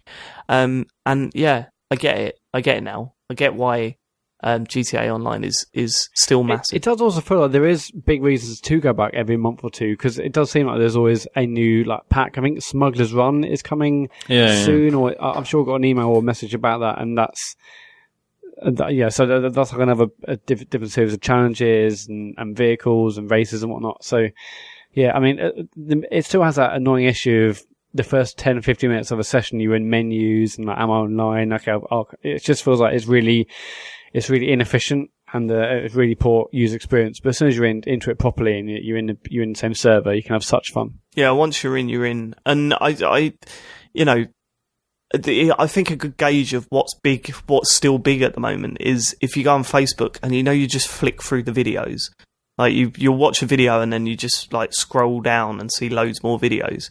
You tend to see a lot. Well, I do anyway. I don't know if it's the algorithms kicking in, but you do get to you tend to see a lot of gaming stuff. And at the moment, whenever I'm scrolling down, it's either PUBG, what is it, Rainbow Six, or GTA Online. Like that seems to be the main three that keep popping up. And you just think, well, yeah, shit, people are still bang into this. It's just outside of our circle. It's, like inside our circle, we don't hear about it that much. Yeah, it still seems weird that so many people are still buying it, though. Like, it's fine for there to be loads of people still playing it, but you would still think that, like, the tens of millions that bought it 2 or 3 years ago would be enough. Like, it's the fact that people are still picking it up that's nuts. I should have asked him, shouldn't I? I should have asked that bloke. Definitely. Yeah. You should just hang out in that aisle, and every time anyone goes near that disc, like, why are you buying this? Doing a survey. Hang out in that aisle. Clipboard. Just hang out. Wear a suit and hold a clipboard. Say, we're doing a survey. Why have you bought this game? Yeah, I'm not going to be doing that. What's wrong with you? It's a great game. Good game. The other game I've been playing is I've jumped back on Splatoon 2 this week. I mean, yeah. I've been playing a lot more this week than I have previous weeks. I haven't actually stopped playing. Still really enjoying it. The new map is fantastic. Really good. Have you played it yet? The pirate ship map or whatever it is. It's really good, properly more open than the other maps. There's not like many places to just like hide, and it's just really, really good fun. There's the big pole in the middle of a ship. What do you call it? The mast? Is it the mast? Yeah, that'll do it. The poop deck. The poop deck. You can spray all the way up to that, and then there's a platform up in the middle that's really, good to. It's a really, really good Splatoon map, and every time they've been pumping it into rotation a lot, and I can see why. They want people playing it. It's a really good one. So any excuse to get back on that game. Splatfest this week, isn't it? Is it this week? I think so. Yeah, I think people are voting. Oh yeah, I voted, but I don't know if it's like when the actual Splatfest starts. It must be this week. Yeah, right? if it's letting you vote, then it usually means it's that week, I think. Oh God, gonna have to think of another funny picture to draw. You are. I'm not going to top the last one. Flying to Australia. See you 2018. Something like that. Yeah, good on the waffle. Matt, you don't have a changing room. Matt, you don't have a shout in this thing. You're not allowed to comment. I might rebuy it and then vote. Sell it again. John, what have you been playing? So I've been playing still a lot of Lawbreakers. I don't know if anybody's watched some of the streams and videos that I've done of that. I know a few people have. But yeah, if you don't know what it is, it's the shooter from Cliffy B's new studio, Boss Key. I know you guys know that, but just in case people don't. And it's like, basically a 5-on-5 shooter in the style of Overwatch, but with a lot of Unreal in it, which isn't really surprising, seeing as it's Cliffy B, and I think a lot of the studio leads and design leads are from, Epic originally, and were involved in making the Unreal games. And yeah, it's a class-based shooter with really, really clever modes, and it's basically dying on its arse, and it's a real shame because it's a truly fantastic shooter. I think I wouldn't be surprised if I end this year saying that that's the best competitive shooter that I play all year, and that include Destiny, COD, and Star Wars in that. We shall see come the end of the year, but it's an absolutely superb game. It's like the way it's difficult to describe, I guess. Basically, you've got 9 different classes, 18 different characters, sort of one per side is, the same class, but one different character per side for that class. And unlike in Overwatch, where there are certain characters that are sort of designed around people who aren't very good at shooters, or designed around, purely having one role, and that's not me denigrating Overwatch, which is a marvelous game, of course, but every character in Lawbreakers is, they're designed to kill. Like, so even the battle medic has a good gun. Even the sort of faster, wirier characters, they're still designed for killing. And it's far more about shooter skill. And you can see it's made sort of primarily as a PC shooter with like quick mouse skill and stuff like that. But I've been playing on PS4 Pro. And I think it works beautifully on there. There's also these sections in the levels, in the maps, I should say, which is 0G, and that was kind of the selling point from the early trailers. So you'll go into the middle of the map and suddenly you can kind of fly about in the air and chase people through 360 degrees. And it looks like it shouldn't work, because it looks like it'd be far too unwieldy and very difficult to control. But in actuality, it's surprisingly simple to control, and you end up having these amazing moments. When you're playing a shooter and you're trying to chase someone down like a fast-paced shooter, you shoot them in the back and then they start to try and run away and you're chasing them down. It's quite thrilling. Well, imagine that where you're chasing them down and suddenly they basically launch up into the air and you're chasing them through the sky and other stuff's going on. Because just by the way you're describing it, does it feel a little bit like the Halo games where there was that one map where you had these huge jumps either side, and if 2 players went on either side, they clashed in the middle, they dropped down. Do you remember that map?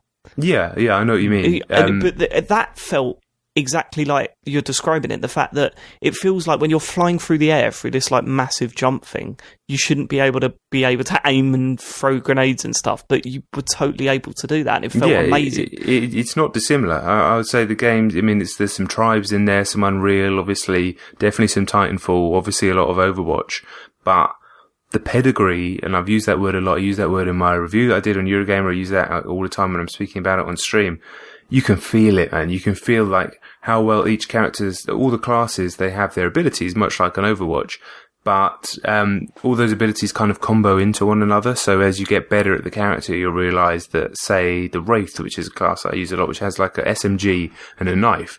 you soon realise that when you're pressing the alternate fire to stab the knife, that actually propels you forward. So players start to realise that they can sort of do this triple jump and then use the knife to propel themselves forward. And then he also has a slide, so you can combo the slide into the knife, into the jump, into a wall jump. You learn the characters, and they all have this amazing depth in the way you can combo their abilities.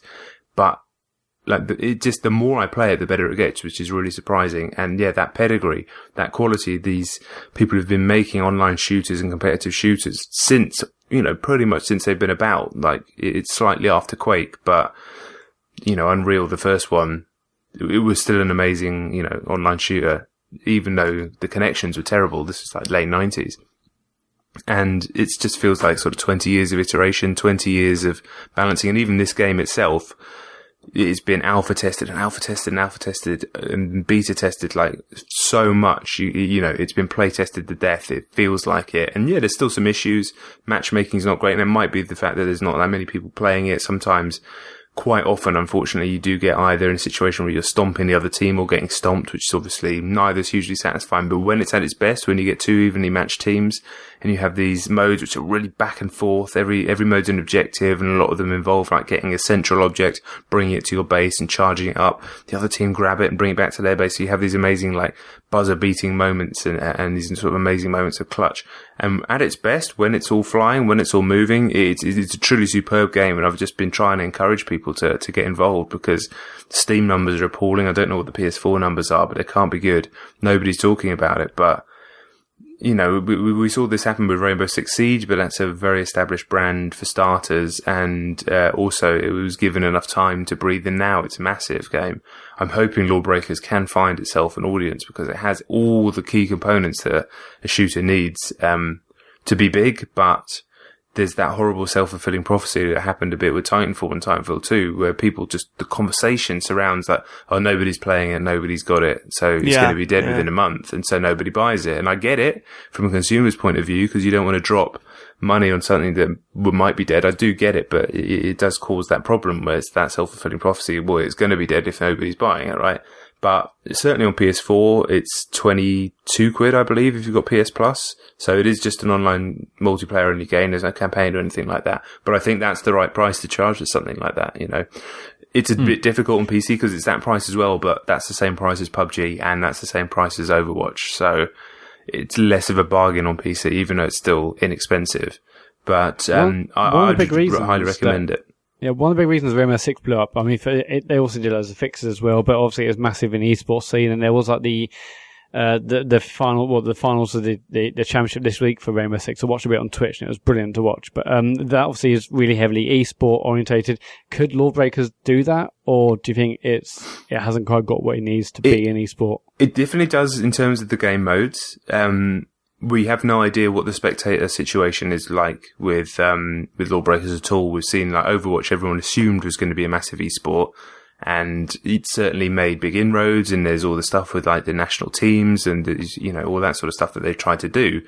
But the bottom line, they never had their spectator stuff sorted out well enough, and it's just not taken off in the way that they thought it was. And in actual fact, Rainbow Six has overtaken it, just because that is also a very, very good game to watch. It's very tense and tactical.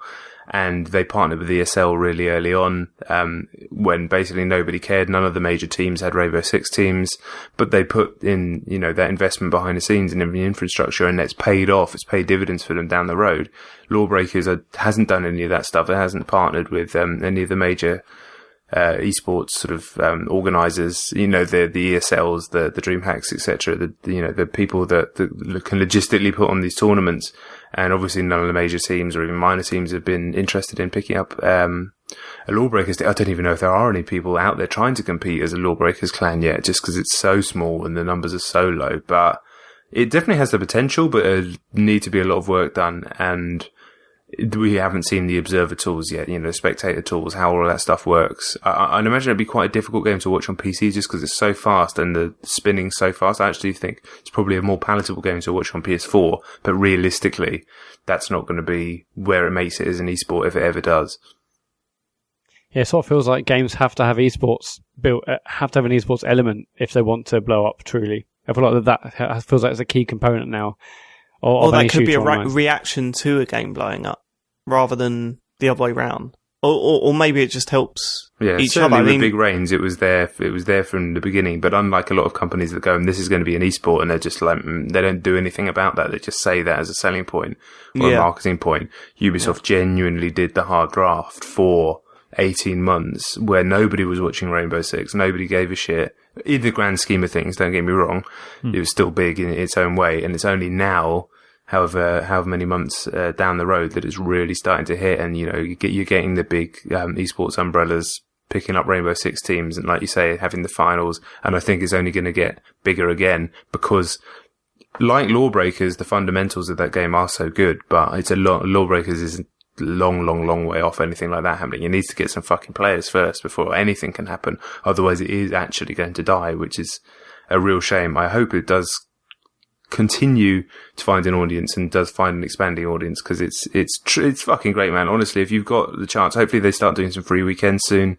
If you ever see one flashing up, and you follow me on Twitter, I'll definitely blast it out there. But get involved as and when you can, just to check it out, see what you like. It's going to be difficult right now. I get tons of games are coming out, but hopefully this is Boss Key's only game. They exist for this game and nothing else. So, they're certainly going to be putting in as much graft as they can to get this thing moving. And I don't think it's just going to die. It's not like it's under a publisher that's got 20 other games coming out over the next 24 months. This is it for them right now. So even if you jump in January, even if you jump in February when things are quieting down, I'd recommend it, man. So I've been banging on about this game way too much, but yeah, get involved. But what do you think? Why do you think no one took to it? Because it got very good review scores. It's got very good review scores. They didn't really. I'd imagine their marketing budget was quite low. Yeah, I think they tried to do some stuff with. I know from behind the scenes they tried to do some stuff with influencers, which is obviously the fashionable way to market stuff these days. But the money, unfortunately, there's this ugly situation where a lot of these content creators are paid by companies to do videos. We know this is going on and it sucks, but it's just the way it is. And the money that they were offering, I'm hearing, was, piss poor compared to what anybody else is paying. So everyone's like, well, no, I'll just sit at home and do all my normal content creation. That's ugly, but it's real. That's just what's happening right now. So they lost out there. Their trailers weren't great. They had a really bad alpha where it wasn't working properly, which I think put a lot of people off. And also, from an outsider's point of view, you look at it, and it just doesn't have the charm of an Overwatch. It's quite a charmless game. Actually, the more you play it, the more you realise all the characters say a bunch of hilarious shit, and it's quite tongue-in-cheek and knows how dumb it is. Not a dissimilar way to Gears of War, though the humour isn't the same. And it's got stuff like the ball in Blitzball is voiced by Morty from Rick and Morty. It's the same voice. And the more you delve into it, the more character you realise it does have. But from an outsider's point of view, it's just like a bunch of fucking space bros, and it's quite off-putting. And so I get why people aren't, people see, Overwatch, they want that cutesy colory stuff at the moment, or they want something, they want to watch their favourite team. So yeah, people will buy a Rainbow Six now, or they'll buy a GTA now because they're massive on Twitch, right? So it's, again, that's it. The whole way this stuff is working has changed. But I'd say if you don't get it now, hold off, get it next year. It'll still be around. Do the December game, the Christmas gaming, whatever it is, the Q3, Q4 gaming, get all that stuff out, and then, jump back on then, because it will be a better game then, there'll be more content in it.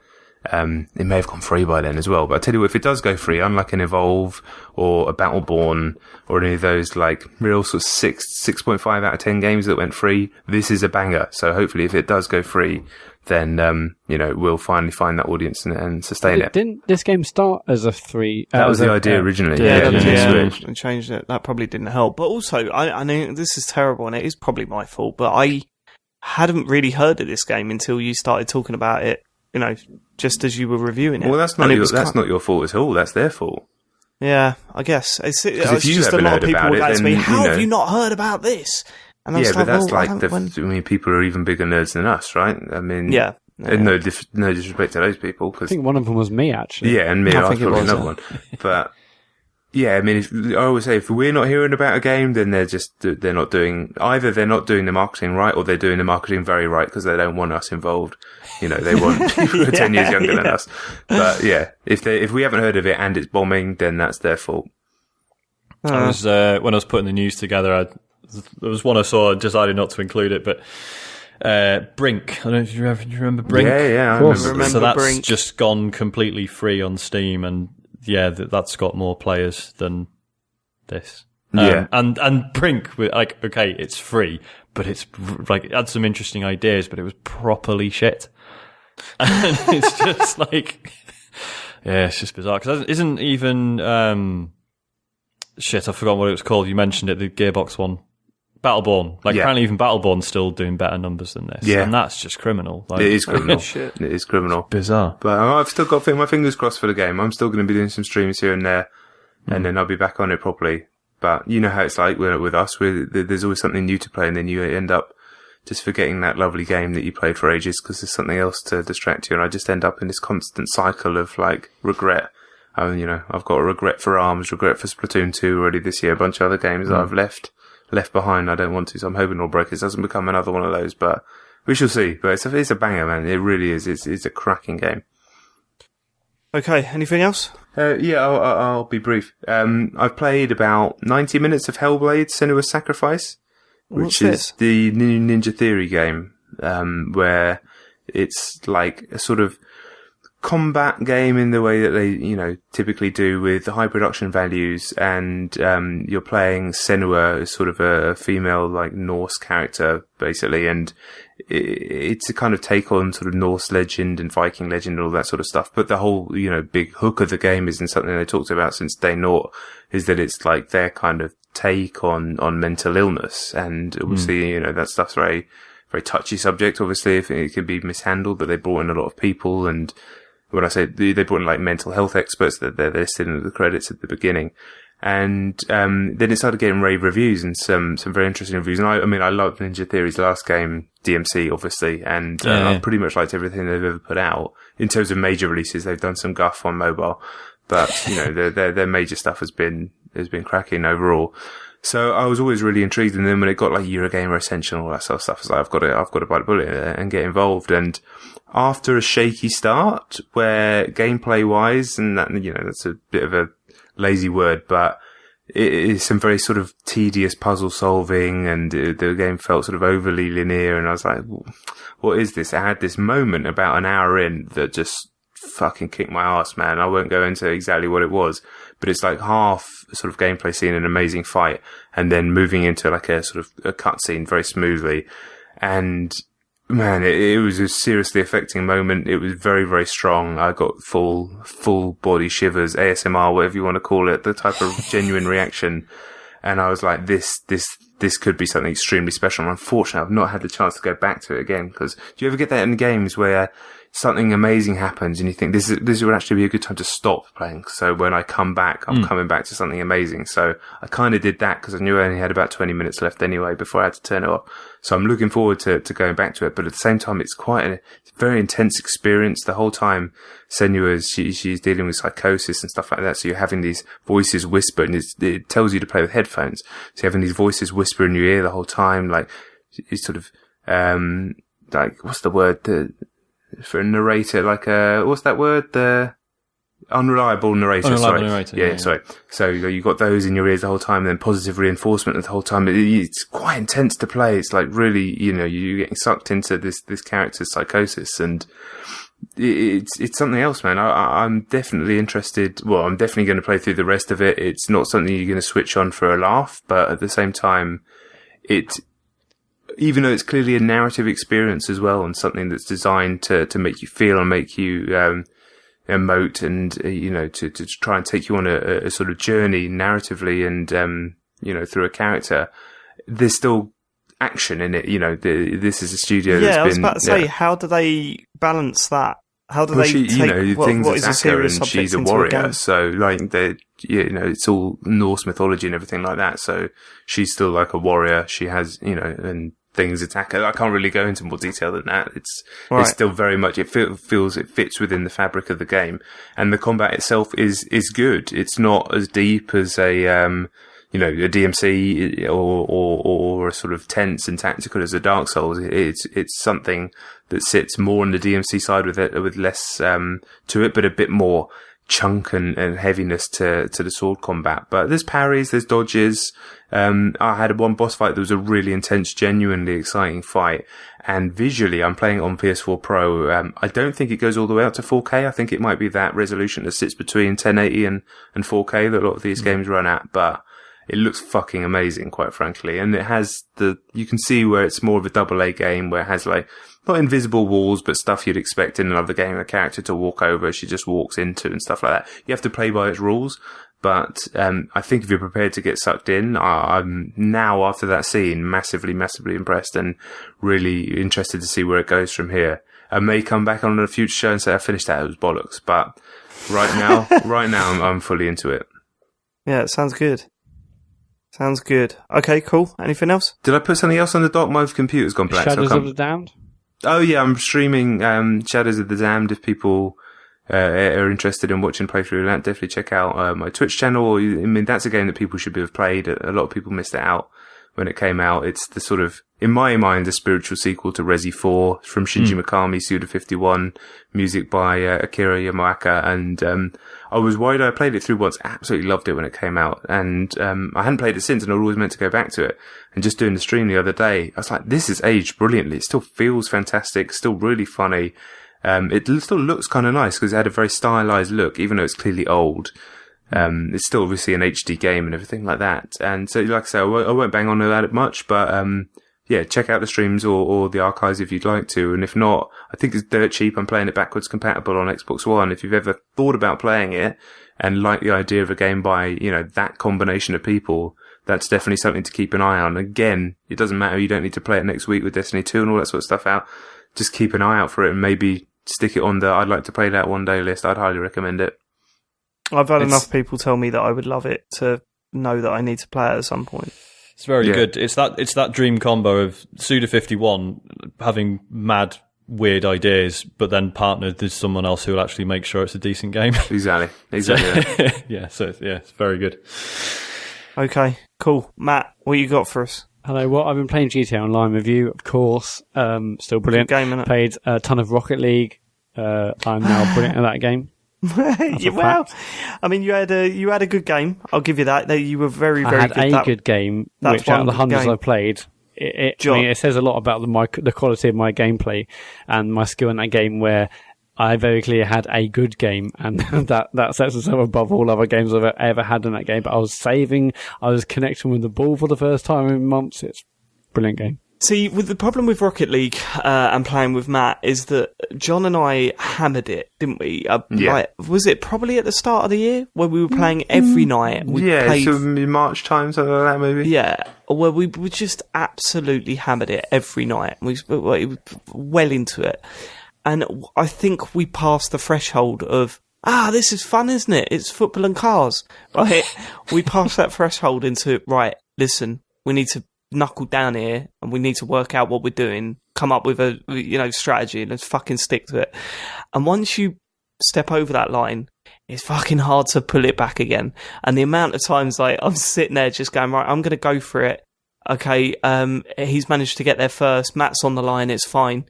Matt's missed it and it's a goal. Right, and I have one of those moments where I pulled off an incredible save in the top right-hand corner, managed to jump up, tip it away using the salmons and everything. And then I think, I can't believe it. And then they just P-roll it towards Matt and he just jumps out of the way of it and it goes into the back of the net. And it's just like, okay, Matt, come on now, let's, I'm trying to hold it in, but my word, it was a struggle. Don't hold it in that much. No, because I can't. It gets to a point where I'm like, Matt, okay, we've lost 4 games in a row now, and I know you're having fun. I'm not. I need to win. But anyway, there's one game where I was incredible. I was pulling out incredible saves. I was scoring goals. I don't know what happened. Yeah, it was really strange because it was like there was a moment where I just thought, well, that's 1-0, and then out of nowhere, Matt just flew across the goal and stopped it, and I just thought, I think I asked you, has someone else got the pad? My wife was playing. Yeah, that was good. That game. Incredible. John, you need to get back on it, mate. We need to get back on that. Yes, yeah. Are we all going to get it for Switch? I'm definitely going for Switch. I saw the Mario Kart And I was like, well, sold. Good point. That's Yeah. enough. Yeah, that's Samus cars, like that's business. I was going to get it anyway, but yeah, easy. All over So, that. played a bit more PUBG, but although I played a bit more, I did one stream of it, and the stream was running at about 1 or 2 frames a second. Everyone's complaining to the point where they're like, I can't even watch this, I'm getting a headache. So quickly stopped. It wasn't that bad on my machine, but for whatever reason, yeah, I can't stream it anymore. But I have been watching tons of it because it was the PUBG Invitational over the last week, the esports championship from Gamescom. And it's, although I think on the last week I said the little bit of the international, the Dota 2 championship I watched was one of the first bits of esports. I'd still class this as one of my first bits because I've watched loads and I've been following the tournament. And yeah, I think it's such a great game to play. It's amazing to watch, but to watch these really, really talented players, and also combined with the commentators who seem to know every inch of the map, and they need to know like the positives and negatives of every weapon or every armor set. It's so good. It's just I've watched a fair bit of esports this week. I've also watched the Rainbow Six tournament, but I've got a question actually for you guys. What's the difference between shoutcaster and just esports commentator, or are they all esports commentators? Are all esports commentators shoutcasters? I thought so, yeah. Because you were saying, Dave, like, I was saying, you've got to watch this PUBG stuff. It's so entertaining. It's really tense. It's great. And you're like, I don't really like shoutcasters. I'm like, no. What I said to you was, are they shoutcasters on there? Because I thought there was a difference. Yeah, I mean, maybe there's not. In my mind, these are commentators who know loads about the game. I mean, I don't know if there is. Do you know if there's a difference, John? Or is it I'm pretty sure it's just the same thing. Yeah, it maybe it's a style thing, but yeah, I think it's just that shoutcaster has just evolved into caster, has evolved into commentator. Yeah, because it's like, I mean, I'm sitting there and I try and watch these things, and I just can't get into it when I've got someone going, and I'm just like, mate, calm down and just explain what's going on. That's you know what I mean? That's the next step. I definitely think that's the next step. And apparently they were doing quite good work with that in the international. I think I was away that week, Matt so I was didn't see it was actually decent commentary. Yeah, you need, like, I use the same example all the time. Sorry to cut you off. I'll say it really quickly. Like, you watch the UFC, which is a very simple sport in some ways, and then when it hits the ground, very complicated sport that most people don't understand unless they know what's happening. So that's why for years, the co-commentator who's Joe Rogan and still is, would just slowly explain what was happening. And allowing people who watch, watch 1 UFC, 2 UFCs, 3 UFCs, watch it for a series of weeks, series of months, they finally start to understand what's happening. And he would always assume that the audience, there was a large part of the audience that did know what's happening, and he would definitely speak to them, but he would stop himself all the time and just made sure he gave at least 1 or 2 sentences in each fight for what's happening that you might not know if you're brand new to the sport. And that was brilliant. I mean, I'm sure that's a huge reason why the sport has been able to grow so much, and that's what esports needs now, because now it's brought, I want to watch some of these games, and like, I can watch PUBG because it's simple and I've played it. I can watch Rainbow Six because I've played it, but I still can't watch the MOBAs because as much as people, I know they must be exciting to watch because literally millions of people watch them. I haven't got fucking clue what's going on, and it's they speak way too fast. And there's nobody just breaking it down. And that's, I think that's just what's coming next. I think that's why I think Rainbow Six Siege is perfect for this, because I think part of the problem with trying to commentate on a game like this is that they're trying to explain or trying to react to everything that's happening. But the nature of video games is you want as much action going on at once as you possibly can, because it's, you're constantly playing the game. So when you're looking at Overwatch or whatever, it is kind of like, oh my god, he died, now he died, now he died, now he died. and you're trying to commentate on that. It's almost impossible. Whereas with Rainbow Six, everyone's got one life. It's a slow start because you're setting up and trying to find out where the other team are. There's that sort of rest period of small teams as well. Yeah, small teams, and then it all happens. It's like a build up to a goal rather than just imagine a football match where a goal was going in every 3 seconds. Like it just be that's basketball, mate. yeah. Never got into that either. So Yeah, I mean, the PUBG International definitely suffered from that, but it was because the commentators, and I'm not sure who they are, but they were great. There's this woman and this guy. They're both. I mean, I obviously know of that game. I played it, but they also explained why people were going to certain areas, why they would case certain properties and others not. They were really good at explaining that, although it is fundamentally quite a simple game versus the likes of Dota. But they were having issues because they weren't controlling the feed, it would seem. So they would maybe be focusing on a gunfight, and suddenly the feed would switch to someone else who might have just died. And they were like, no, it could go back to their previous one because there's like a 20-minute build up, or there's like a few teams, coming in on one particular building, and it was really tense. So they had a few teething troubles in that suddenly the feed would switch, and even the commentators themselves were like, go back. And PUBG is also quite difficult because there's as much as 100. I think actually might be 90, but either way, there's 80 to 100 people at the start of each round, and it's difficult for them to be abreast of everything. Although they had really great spectator tools, and that you can see basically the outline of every player when they zoomed out on the map. They felt like they had full 3D control, or someone had full 3D control, if not the commentators themselves. But yeah, and also in PUBG and Invitational, there was like singles, duos, squad modes, all sorts. And yeah, some of them are so incredibly tense. It was amazing. And I want to watch more. Obviously, PUBG, I think today actually for the first time has had more concurrent people playing it than Dota for the first time, Dota 2. So it's obviously blowing up, and it's amazingly fun to play, but it's just as good to watch, I think. And especially with the commentators who are explaining much more than I can really take out of just watching a game. But PUBG is great, isn't it? I've also played a little bit of the COD World War II beta because that was out last weekend. And it's Call of Duty. I haven't played a Call of Duty for a long, long time. I mean, I was heavily into Modern Warfare 2 to the point where I was like ringing sick for work to play it, booking time off work, just hammer it. I absolutely love that game to the point now if I see a Modern Warfare 2 map, I still have a bit of like the eye twitch, and I don't know. It must be like how an alcoholic sees like a bottle of whiskey. Like, what order did you do that in? Did you book time off work and then go in sick, or did you go in sick and then book time off work while you were off sick? I was sick at work and then booked. No, I have no idea. But you went into work and just threw up. Yeah, I was like, bye. Gotta go. Got an airport map to kill people on.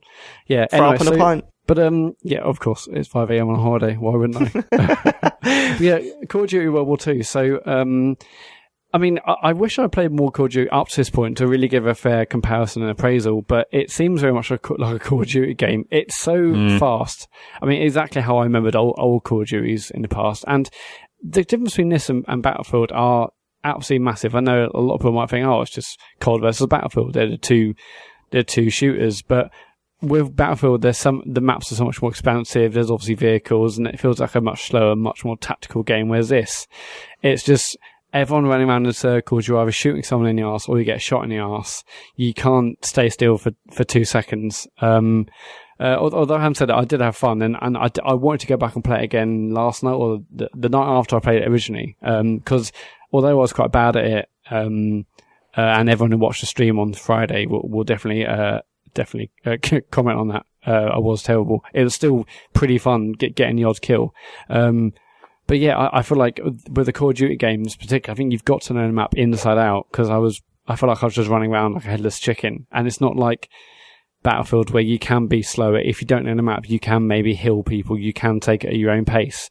I feel like Call of Duty, you've got to keep running around in circles. And then when you see someone, when there is a combat scenario, you've just got to make sure you're incredibly accurate, which sadly is something I don't quite have. But yeah, Call of Duty World War II. I know I was quite excited when they announced it, but and maybe sadly, or strangely actually, I'm probably more excited for the single player than I would be for multiplayer, because that just feels like it's another Call of Duty game. But yeah, you played a bit, didn't you, John? I literally played one game, and my thoughts are exactly the same as you. I think I went in going, well, it's going to be really different, because it looked different. It looked like they changed the pace. They looked like they changed the game, and I played it, and I was like, this is just COD. And it was fine, and I got some kills, and I died a lot, and I was like, this just feels like Black Ops. This just feels like, every game that I played all those years ago. It obviously stripped out a lot of the movement of the recent games and stuff that was more like Titanfall. Fine, but I don't I just can't. I don't really want to play this. I like you said, I quite fancy the single player. I saw an advert for it on at the cinema, in fact, before Dunkirk a week or so ago. When I saw that, it did look pretty cool. Obviously, it wasn't as it's a bit more, jingoistic or whatever than Dunkirk was. But I'm still keen to try that. But yeah, I won't play the multi. Like, not with the Lawbreakers, not with Destiny 2, not with Star Wars, not with even going back to Reigns or Overwatch. Like, no, it's fine. I'm sure a lot of people are going to get a kick out of it, but just why? For me, that's just me as me. Why would I bother? Yeah, it looks good, but again, I feel like I was much more impressed with Battlefield's graphics at the time, but that could just be because it's much more. Did you play it on your nice telly on the Pro? I played it on my monitor, so that's like it was. So no, I didn't play. I don't know if it is 4K. I played. I think it is. It is. It's definitely upscale. I think the menus are 4K, definitely, but the game didn't seem 4K. But it looked nice. But the second the engine started moving, I was like, oh my god, it's just COD. It had that COD smoothness, everything. But it's COD. You can't change it. They're not going to change it too much, are they? It's still, no, it's still COD. No.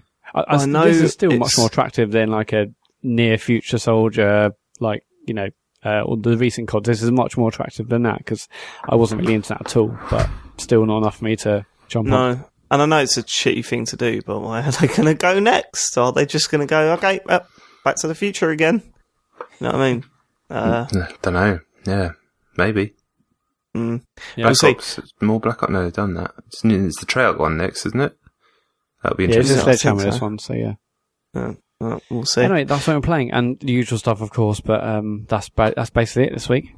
Right, letters from the listeners. James, who's doing them this week? Sean, I'll do them if you want. Yeah, go on, Lid. All right, first email is from Lee Knight. He says, as he recently explained, No Man's Sky has had numerous significant changes within a year of its release. Does this kind work? I don't know what he means. Does this kind work signal a positive change in the gaming scene, or should game be ready on day one? No excuses. Do we need to start re-reviewing games? Love you all. Keep up the good work. Farley, do not censor out the praise.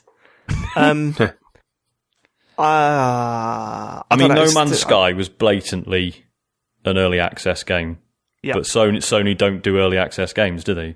No, which I think they need to change, surely. Because there's that big reason why PUBG isn't on. Obviously, there's probably other contractual reasons now that it's not on PlayStation, but the fact that there isn't a unofficial early access or game preview, as Xbox calls it, service on PlayStation, they need to get on that because clearly that's how a lot of games are out there. Like PUBG being the prime example. You look at Xbox first early access game, We Happy Few, which is coming out soon, there's not a convincing argument. Like, I mean, no, but you wouldn't blame them for looking at that and going because of that. And tons of other games are big and huge early access hits, and Sony don't have a service right now that apparently officially allows. But what I'm saying is that the direct competition is Microsoft, and what have they got to show to prove that it works? Well, yeah, but like then also the other competition is Steam, and it shows that getting early access games on there can I think they see them as a different audience, though. I mean, that is on PC. It's been there for a while. I mean, Microsoft are bringing it to consoles, and so far, I mean, they started this a year ago, and there's been no success out of it. There's also the Long Dark, and that's recently gone into a full release, and loads of people raving about that. I think Elite, loads of people raving about it on PC, definitely. And Elite Dangerous, I think, was also. I think you're right. Actually, I think it was. Yeah. I just, I'm not defending it. I think it's a stupid move to not do it, but I can kind of understand why they're not at the moment because it's not been a massive success on Xbox, has it?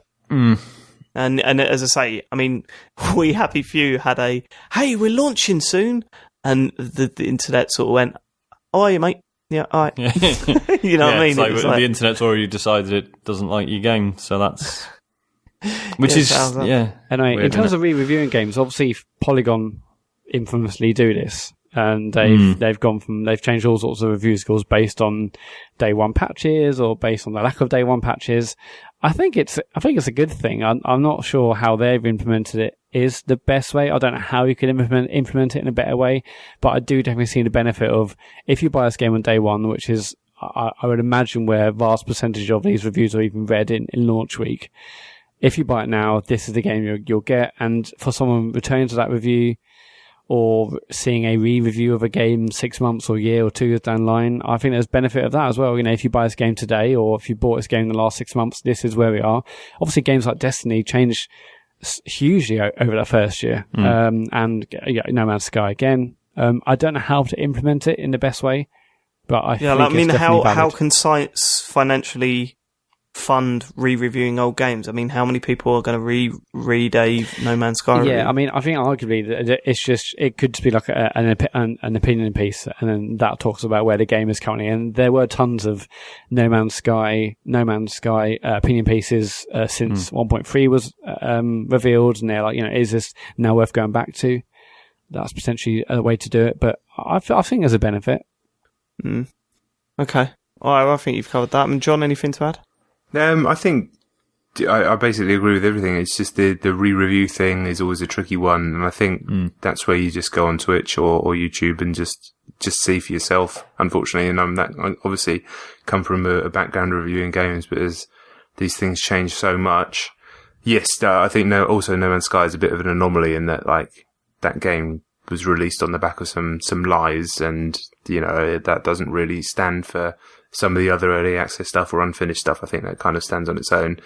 But yeah, I think you can't necessarily go re-reviewing things. I think, if you want to go down the written word, then the opinion piece, the article. But realistically, I want to know what's going on in a new patch. I'm going to go on the subreddit and I'm going to go on YouTube or a stream. If someone's going to talk for 30 minutes, show me all the new stuff on the stream, then perfect. Yeah. Good shout. Next question. Colin Smith. Smith spelt with a Y, in case you want to, Google him or something. Isn't it Smythe? It says, hi folks. It's only Smythe if there's an E on the end, isn't it? Smash. Go on. It says, hi folks. I have a question for each one of the members of the Banter Band. Sean, I've recently moved to Android after 7 years on iPhone. What is the best app for subscribing and downloading podcasts, free or paid? I use Castbox, but I find the ads annoying. What do I use? I'm pretty sure it's Pocket Casts. I've used Pocket Casts on Android. It's great because there's a web version, it's cross-platform. It's good, isn't it? Yeah. It's nice, like it. It says, Matt, what is your favourite game ever made? Don't think I've ever heard you talk about it. I don't think I have, and I never will. Next question. Yeah. David, listen to a podcast back in your Play Radio days with The Egg. It's the one where you hype up Blake Harrison coming onto the show and then he can't make it. The stage convo you guys have live is one of the funniest segments I've heard in a while. Question, do you still keep in touch? With Blake or The Egg? Yeah, I don't know. With Michael, not really. We tweet each other from time to time, but no. With Blake, yeah, very much so. We're still friends. I don't remember him not turning up, because he did come down to the studio for one. But yeah, I don't remember that. What did he say he found funny? So the staged convo you guys have live is one of the funniest segments I've heard in a while. Oh, I can't remember that. There's too many hours of my voice out there. It's weird. It's always horrible, isn't it, when people, I loved it when you did such and such. I literally no memory of it. I wouldn't call that horrible, Sean. I call that flattering. No. I mean, it's just horrible that you're just a very arrogant man. You've created these things that people continue to enjoy, and yet it's just completely fucking gone from your own memory. Oh, no. Do you find that weird? It is weird, isn't it? But, veteran now, isn't it? Yeah. Know what I mean? Used to it. John, loving your YouTube channel and the well-considered insight into media. Question, do you prefer streaming games live for your podcast, or do you prefer picking up a topic and recording a scripted segment like State of Play? It's a good question. I'm torn to be honest, because my background is obviously writing, so that makes sense to do scripted videos. But in the last 2 weeks, I've really enjoyed just doing live stuff. So yeah, I think my opinion might be changing if I can work out a way of doing streaming where it can be a bit more like a conversation that's not directly about the game, but still doing stuff about the game. I'm figuring it out, but I don't know. Great answer. Thanks, John. Can you do some more family-friendly stuff? Because Harry's quite the fan now, and we've watched your Splatoon ones too often. So we need some more family-friendly stuff. All right. Yeah, just don't invite Matt on. No, I was going to say, I can be on it. I'll be good. I won't say any S words. No, you could. Would you ever do it? Right. Say Nintendo ring you up personally tomorrow. I don't know who from Nintendo, but just ring me up. Nintendo ring you up. Say, hi, it's Nintendo. We want you to do a stream tonight on this game. No swearing. Do you invite Matt back on? Of course not. What? No. It doesn't matter anyway. It doesn't matter if they got 600,000 followers. They ain't going to bring in shit. Yeah, it's very true. Very, very true. Also, you should bring me on if you want the gold. I won't have a beer. I won't have a beer. It'll be fine. Matt, come on. Matt, you can have a beer. I won't have a beer and I won't swear. You had your chance and you blew it. And there's me, Mr. Sweary Man. I managed to hold it together for 2 streams. There's you mouthing off. Well, those are arguably the highlights of the streams. No doubt. They were the highlights of the streams. But they also, they're pure blooper, pure Dennis Norden. You man with a clipboard. Next question. Luke Summerhays says, hi boys, love the show, gonna miss Sean, yada yada yada. Questions. A lot of people have commented on Floyd Mayweather's fighting style, saying it's clearly effective, but it's just not fun to watch. When have you found a trick or strategy in a game that made it easier but took all the fun out? For me, it was when I discovered that you can just rub the touchscreen quickly in Meteos and do better than a skilled player. I was on a break between shifts at work playing my... Is this a separate question? Yeah, it is, yeah. It is, right. In terms of the first one, I mean, playing international track and field and using the old T-tail method wasn't as fun. T-tail method? Well, it's just you put T-tail over the button, so you just like hammer from left to right rather than using your fingers to do the work. You can just basically rub over them, and the T-tail sort of makes it a lot easier to it sounds like more effort. It sounds like quite a convoluted setup. I thought it was just the way you played. Don't you get burns on your fingers from rubbing it across the cloth over and over? No, because the cloth is like stuck to your thumb and that rubs over the controller. Well, I used to use T-shirts. Right. I had all these old T-shirts with like sort of thumb lumps in them. Thumb lumps. Yeah, thumb lumps. Lovely lady lump. Do you remember? Does anyone remember? What was it called when it came out over here? So it was called Feel the Magic on the DS. Oh yeah, Project Rub. Yeah, Project Rub. That was it. And it was all about you trying to win the affections of this girl. And there was one level where you were supposed to like shout things at her to get her attention. But obviously that was really embarrassing. So you realise you just blow on the microphone and you just win. Oh yeah, of course. Yeah, I remember that. I remember like playing obviously Mortal Kombat when you were younger, and then you found one character that you could just press down. Oh, that was on the single player, wasn't it? Was it that there was either a bug or that the AI was so shit it couldn't work out that you could just hold down and press kick over and over and over again, and you just blitz through it. Fine. Amazing. And then you go, okay, I did that. There was no satisfaction. There was no learning the game or anything. Just held down and hit kick, and you did these little kick things, and that was it. Game over. So there was that. But cheesing bosses in Destiny was always that was this bit tedious. That was a necessary evil, though, wasn't it? That was the bosses were just not that fun to begin with. Yeah. But that all cheese, when you find a cheese for a Dark Souls boss, and I didn't really do that properly, but fuck him, I don't care. Yeah, what? Can you think of an example? Right now, my brain can't think of an example. Maybe there was one with Rom, maybe, or even like bringing somebody else in. There's some cheeses I can't fucking remember. I'm useless, sorry, my memory don't work anymore. Doing Seath the Scaleless on Dark Souls. I remember someone saying just run to the right of him and just keep running, and he'll just keep rotating and not actually hit you, and that worked. And Father Gascoigne, I did on my second attempt because I realised that my whip went over the gravestones, and he had no idea on how to get round them.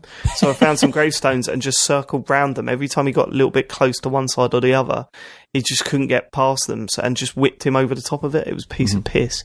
But then apparently, there's some people that are like, that boss is insanely hard and drove me mental. But I did him piss easy and then just tried on. Father Gascoigne, complete square. He then goes on to say, I was on a break between shifts at work playing on my Switch with a gaming-related book on the table and wearing a Nintendo t-shirt when my colleague decided to come sit with me. I felt like a parody of myself. When have you ever been caught out as a boring single-interest nerd and desperately wanted to explain that you're actually a proper human? I don't know. I have horrible flashbacks of, because I started in my current job when I was 21. Mm-hmm. And was it 21? No, maybe a little bit older than that. Whatever, it's not important. And And I have flashbacks of when, soon after I started there, you start as fresh face, no responsibility, didn't really matter. And there was a meeting up north, and I went up there with a bunch of people from the office, and the conversation wasn't great, so I cracked out my 3DS. The thought of me doing that now makes me feel sick. Like, what they must have thought of me. No, we weren't in the meeting, we were on the train up to the meeting, but with other people from work. Oh, fuck, who cares? Yeah, I care now. Well, it's just a bit rude, isn't it? I wouldn't do it. Yeah, it was rude and it's cringy and it like. Oh, because it was rude, not because it was a video game. Well, part of that as well. Because the people that I work with, they don't know what a video game is. They've got no idea. Yeah, I wouldn't worry about that part. Yeah, I thought you ruined it anyway. So I thought you did it in the meeting, which would have been an amazing sight. Maybe we'll just crack it out in the meeting during the meeting, playing Project Rub. Sorry, dude. Cheesing my way through that game. No, anyone else? I mean, John, slightly different, isn't it? Because don't you? It's kind of work. Well, I mean, you worked in the gaming industry for God knows how long, but now you're sort of not doing that, but still related to gaming, right? But I think I get it. Like for years, I wouldn't want to do any of that stuff. Like I obviously all of us who are over a certain age have been given grief or bullied for liking video games when we were younger. But now I honestly, once you had one kid is one, but once you had two kids, I don't give a shit. I mean, I really don't care what anybody says about me or thinks about me anymore. I caught myself, I was wearing a PlayStation t-shirt and a PlayStation hat outside of the house just 2 days ago. I don't care. So, yeah, I've changed. I have changed a little bit. Yeah, you just get older as well, and it's like, that's why old men in changing rooms, they just walk around with their knob out for ages. Not even just the bit where they're just getting changed, which is like normal. They'll walk around with their knob out for like 15, 20 minutes. They don't give a shit. They just don't give a shit. Why would they? I respect that. But if they were doing that with a Nintendo t-shirt, and I'm like, you embarrassing fuck. You can get your dick out as much as you want. You can have a Nintendo t-shirt and a gaming book and your Switch on you. Jesus. I think I definitely care less. Like now, when I wake up in the morning, I'm not thinking what shirt should I wear that I look good in. I'm thinking what don't I need to iron. What? You iron everything though, Dave. There's nothing. Yeah, I know. I still iron it. I'm not gonna lie. I still iron it, but the fault's there. I think for me, it's like when people at work are like, "Oh yeah, I bet you watch that Big Bang Theory, don't you?" Cool. And I have to be like, no, but the reasons for that actually just make me sound even worse. So I'm just not even going to defend myself. Do you know what I have found as well is if I'm talking about a computer game at work and these people that I work with, they do, as I say, not into games. None of them play games. It's completely alien to them. When someone steps up and goes, "You play computer games?" I literally my standard reply now is, "Yeah, I fucking love them," and they don't know what to do. It's not like, because I don't shy away. I don't go, "Oh yeah, no, it's a bit embarrassing." What? I just go, "No, I fucking love it, love it," and they just sort of just back away. Just the best way. Yes. Yeah, it's the best way to deal with it. Yeah. You learn to just own your weird hobbies, don't you? No one knows how to handle it. So. Yeah. Last bit. He says, Sean, you're presumably recording Midnight Resistance and the computer game show in one day today, correct? How much do you consciously change your persona stroke style between the two shows? I mean, consciously, not at all. Unrecognisable. I don't even know who the Midway Sean is.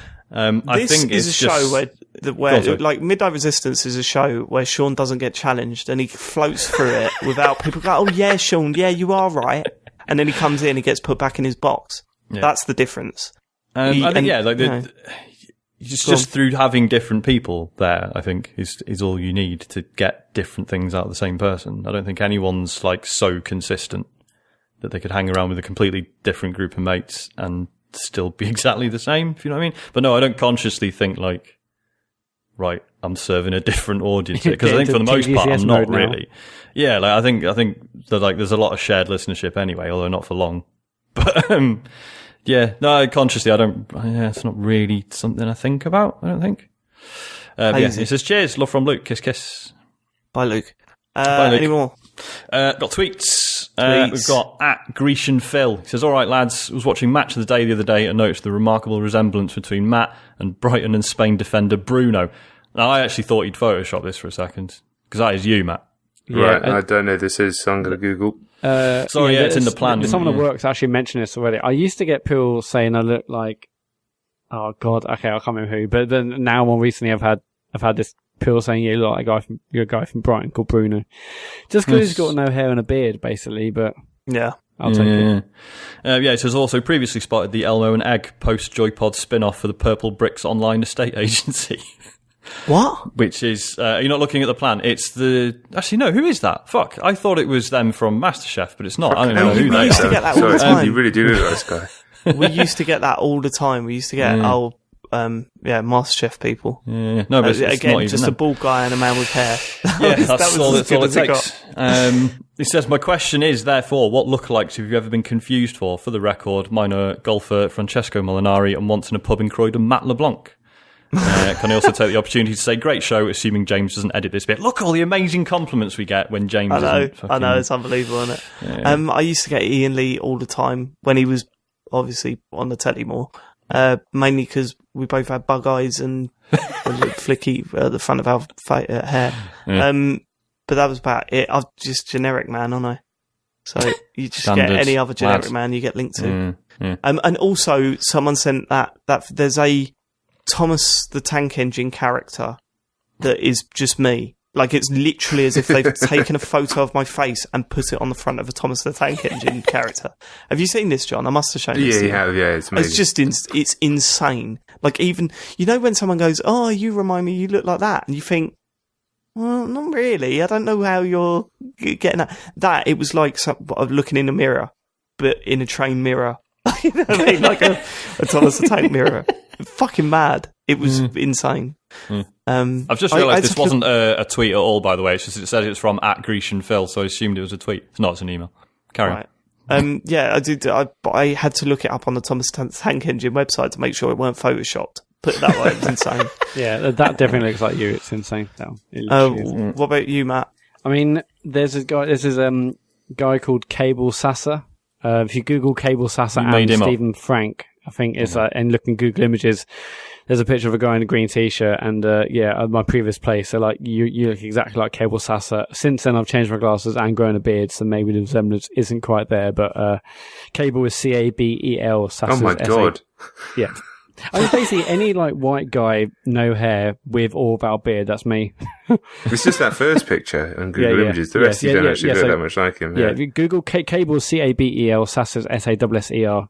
Google that and Stephen Frank, and the first image in Google Images, the man with a green t-shirt. Yeah, God, it's Matt. Shit, he does.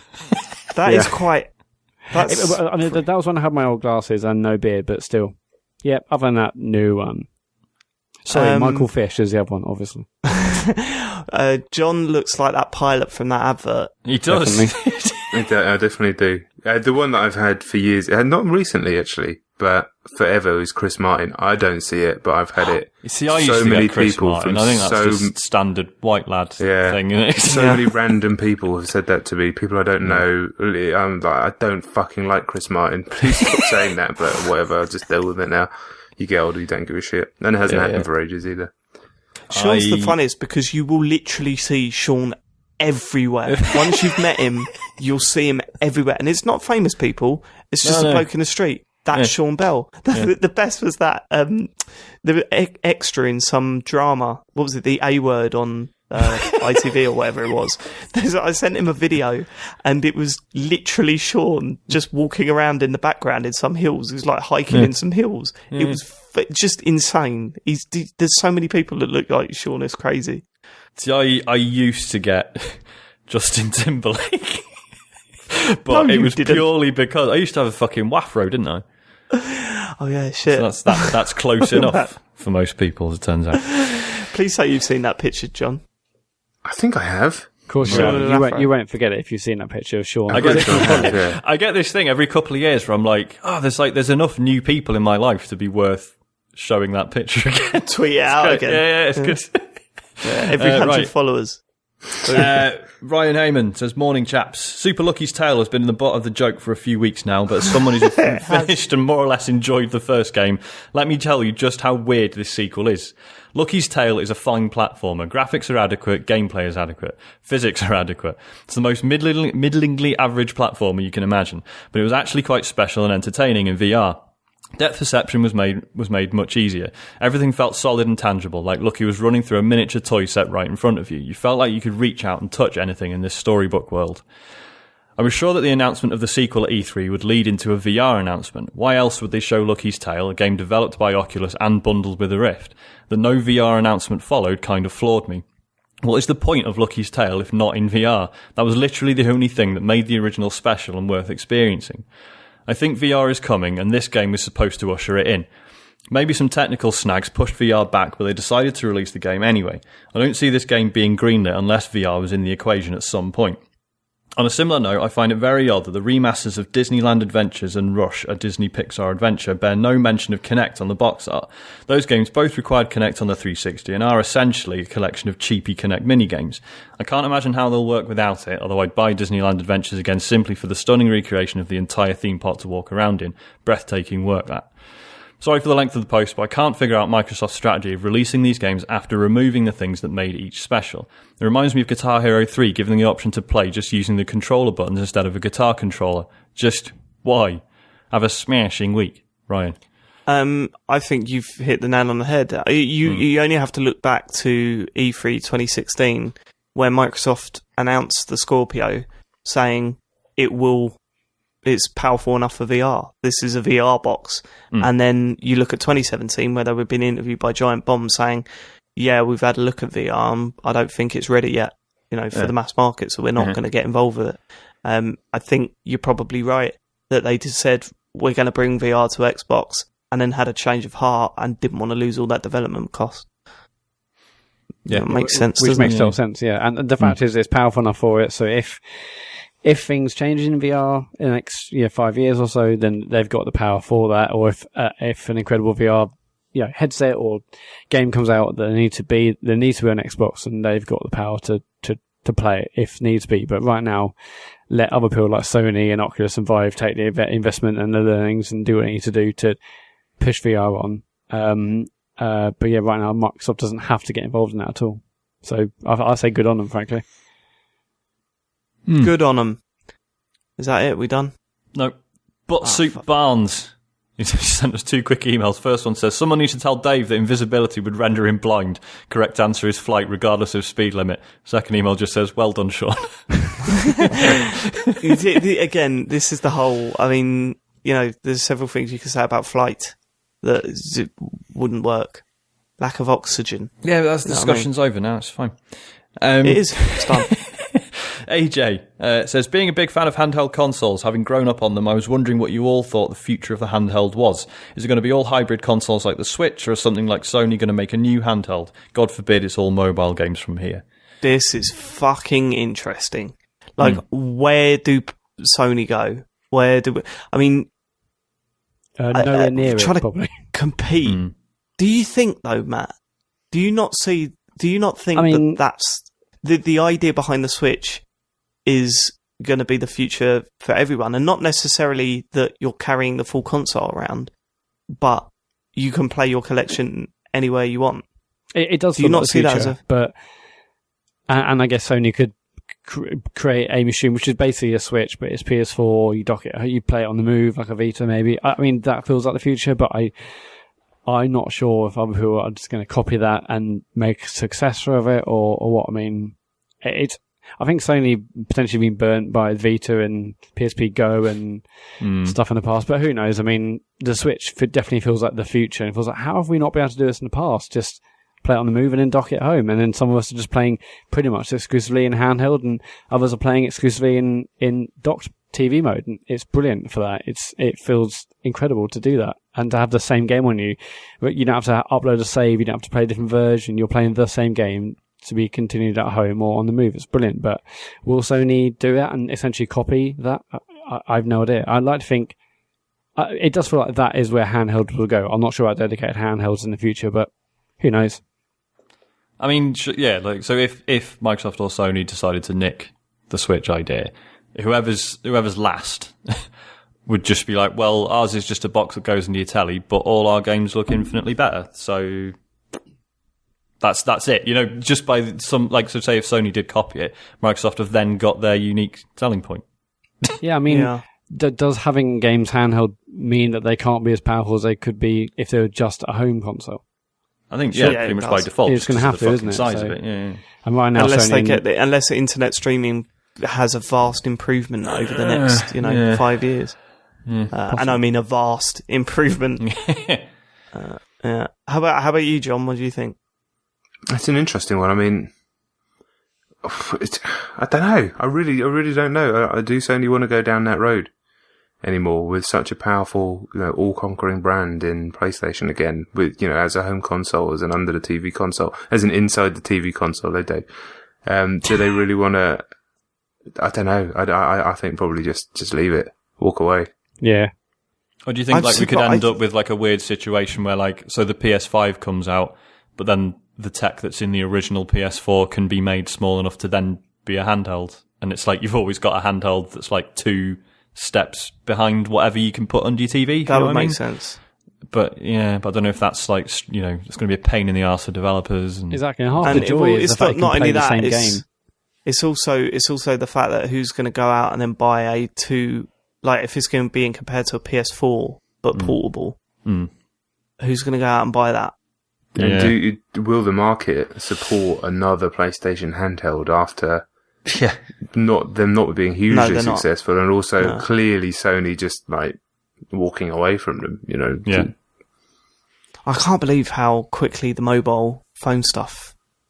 I mean, I don't know I don't know the figures, and I suspect that I'm probably just old man syndrome here. Yeah. But it feels like the mobile phone gaming scene is nowhere near as big as we thought it was going to be at this point. I think in terms of money, it's fucking massive. I think it felt like this really sort of fresh and interesting platform. Place. Yeah. And that's just gone, pretty much. Not. Yeah. All right, okay. Tweets for real this time. Todd McKeon says, I hate strategy games, but I bought Mario and Rabbids anyway, mainly due to fear of missing out. Any games you like from genres you hate? Games I like from genres I hate. The biggest one for me has got to be Resident Evil 4. Can't do survival horror at all, but that is clearly one of the best games ever made. I'm probably with you with that. Yeah, I'm not a massive survival horror fan, but that game is incred. Ibble. Yeah, that's probably the ultimate answer. I mean, I could roll out the old Dark Souls thing again, but I'm not going to. But I did. John? It's a really good question. I'm kind of I'm not too sure of an answer. One, there aren't that many genres that I hate. I don't think there's any genres that I hate. There's just real-time strategy that I'm not really very good at. Yeah. And I'm not massive on JRPGs, but even that, I like Final Fantasy 7, I like 8, I like 10, and a couple of others, so I wouldn't even say that. I don't think, it's a really good question. I don't actually think I have a good enough answer, so I guess I'll just stop talking.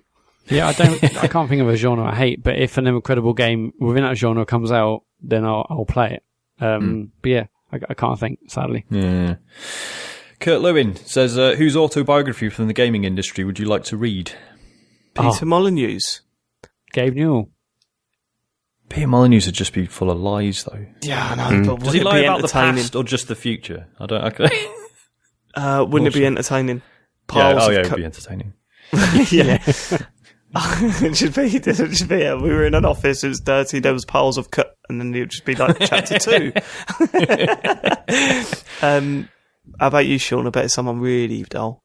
No, I don't know. No, I honestly can't really, because without having the autobiography, you don't really know who's had an interesting life, do you? Do you know what I mean? Yeah, but just think about the games and the companies they've worked in. That's why for me, Gabe Newell is the one to, if he, revealing what's been happening within Valve for the last 10 or 15 years and Half-Life, what happened, what didn't happen, the rise of things like Dota, there's Notch. so much. Notch. Because it'd just be the angriest thing you've ever read in your life. Just pages of bile. Just constant bile. It'd be fucking entertaining. I mean, you might not agree with it. It'd be fucking entertaining. Definitely shouldn't agree. Yeah. That would be fantastic. Fumito Ueda then, of Team Eco. Find out what the hell happened with Last Guardian.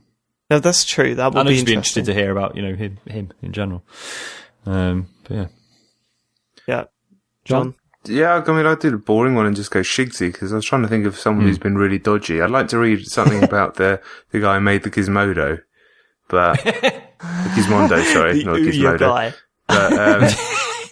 But yeah, I'd probably go Shigsy. Because the thing with Shigs is we already know like a lot about his childhood and stuff, don't we? Because it's all sort of well documented. Like, don't stop fucking banging on about it. Every time he releases a new game, he makes up a new story about when he was a kid. If it's in his words, then I think, How many chapters? Be able to understand it. How many chapters will be dedicated to measuring things? Well, based on Sean's reporting of Shigeru Miyamoto, every chapter would be based on. I see, because you've also got to think about what he would say, and I've got a feeling he ain't going to be that honest about things. You know what I mean? Like He's not going to turn around and go, "You know what? Steel Diver was fucking shit." Like he's not going to get to that point, which is a shame. Yeah. I'd be interested in reading. I mean, this is absolutely not an autobiography, but like just snapshots of like people's experiences of working with him. Yeah, that's a good point. Oh, that would be a great book, wouldn't it? Because obviously we know him as this really nice guy, and I'm sure he is a lot of the time, but he's like really infamous for, like if he doesn't like how a project is going, apparently there's a Japanese phrase which basically means like flipping the table, and that he's notorious for doing that. We just go, right, start over. This game's not working. Like, delete it and start again. Apparently he's notorious for that. So he's got to be a bit of a dick. Well, you've got to be, you're your boss. You're a boss. Every boss is a dick. Yeah, so, true, yeah.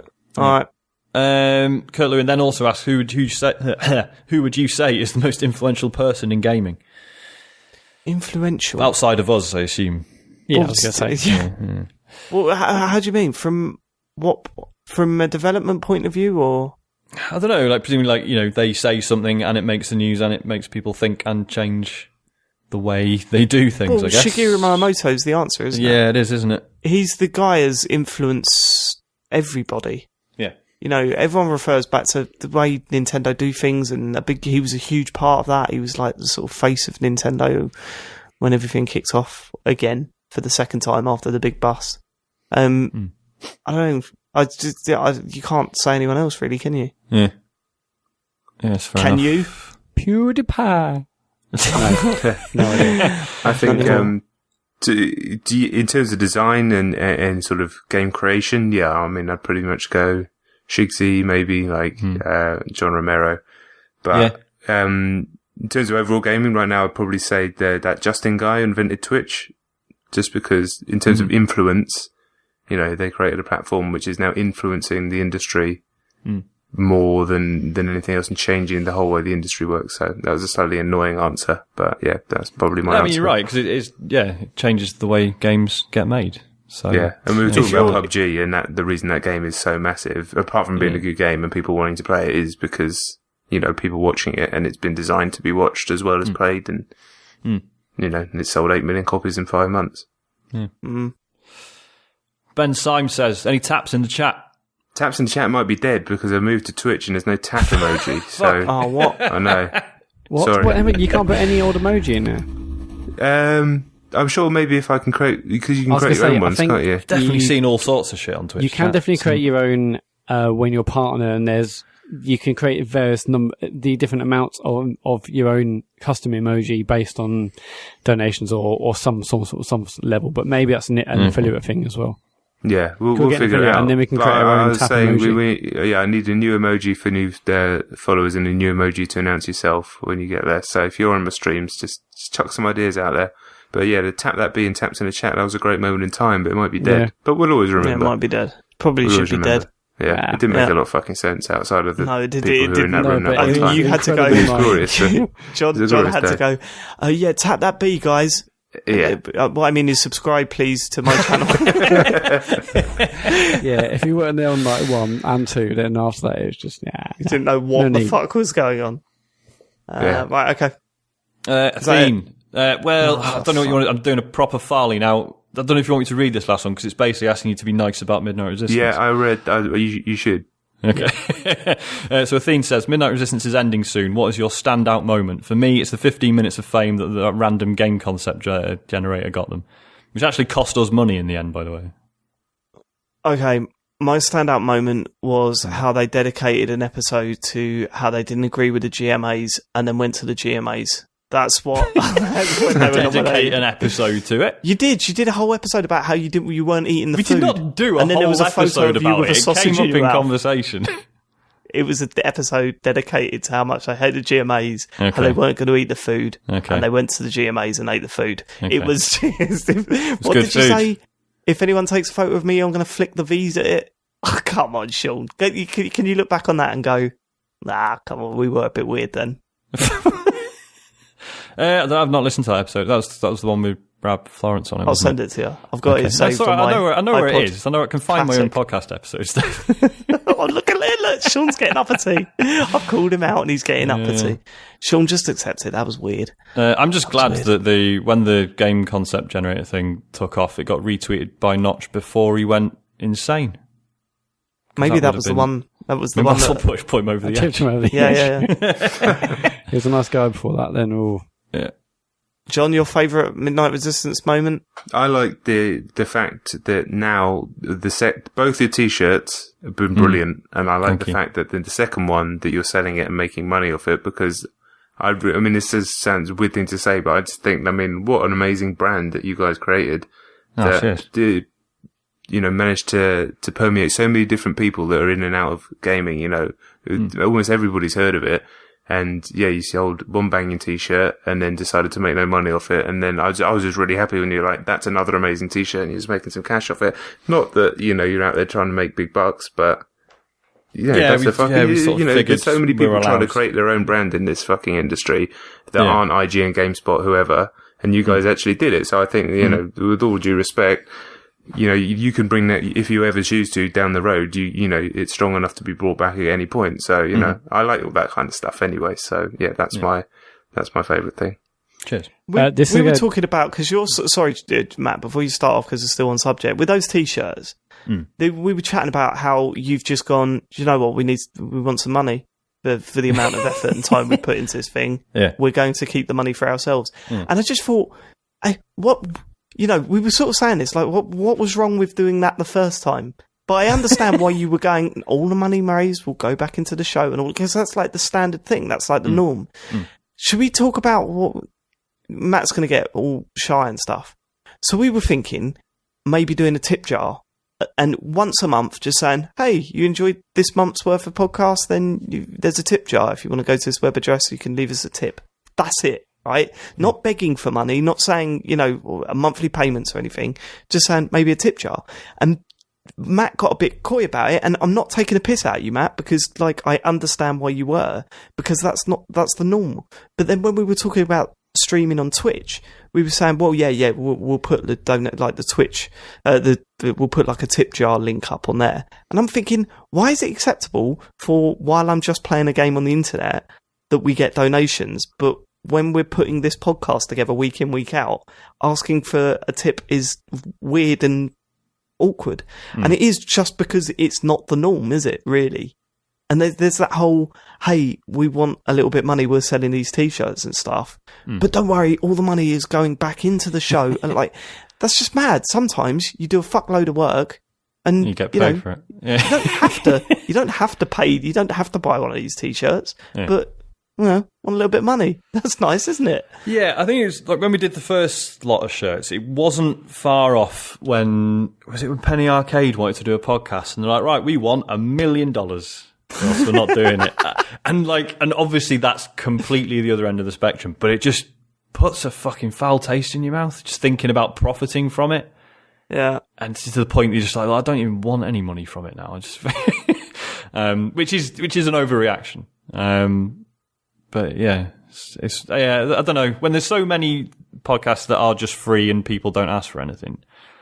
Yeah, there's definitely something in our culture as well, in England, and that we are not really designed to be like that. But in America, they're more than happy to chuck their Patreon out there. It's just way more normal, I think, for Americans generally as a culture to be more capitalist and greedy. I'm a fucker. There are obviously things wrong. I don't want to get into some weird side topic here, but I'm a capitalist and I have no issue with business and people making money. I like it. So And that's not me saying that everybody should be evil capitalists or anything like that, but I like business, man. It's exciting. So why the fuck not? There's ways of doing it as well. Yeah. Taps in the chat, mate. Taps in the chat. Tips in the chat. So anyway, fucking fair play to you. Cheers. That was nice. In terms Not of you, Dave. my most memorable Midnight Resistance moment is definitely it's that escaping into Skyrim article, which I still think about. Yeah.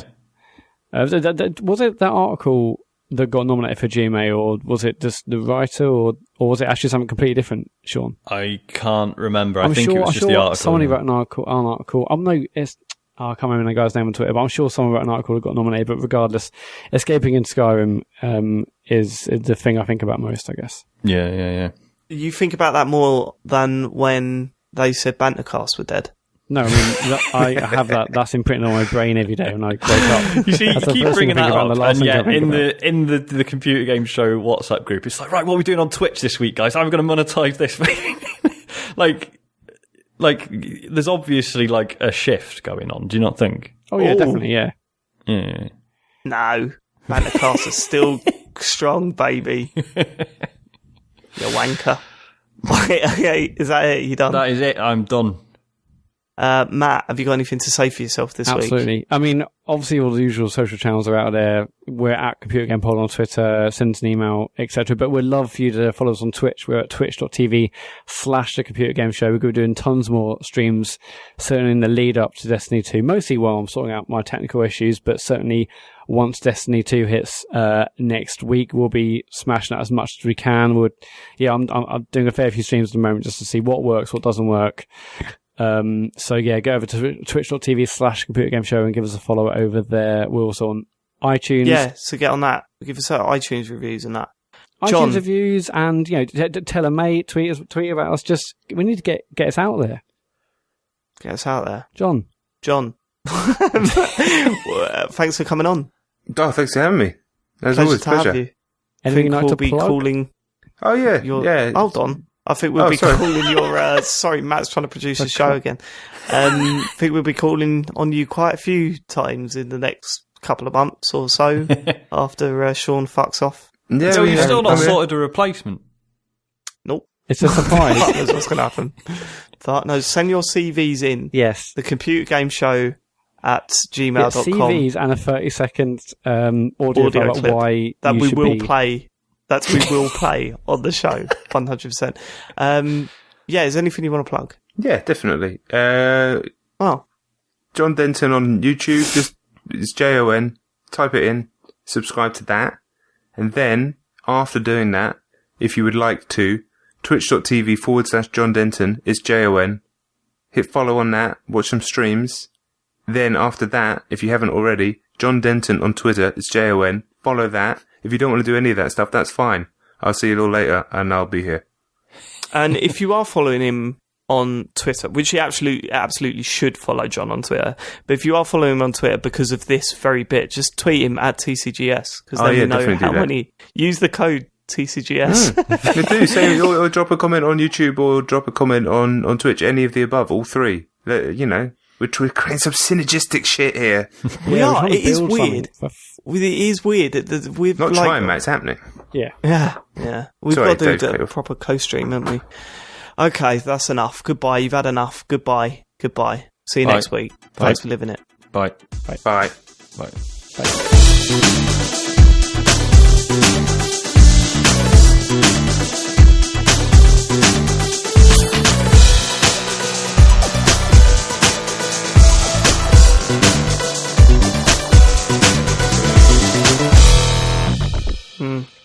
Nuts. Alright, I'm going to bed. I'm dying for a piss as well. Cheers, John. Yeah, mate, you want, mate? Yeah, no worries. Anytime. Yeah. Well, not anytime, but all the time. Whatever. I need to go to bed. I tell you that.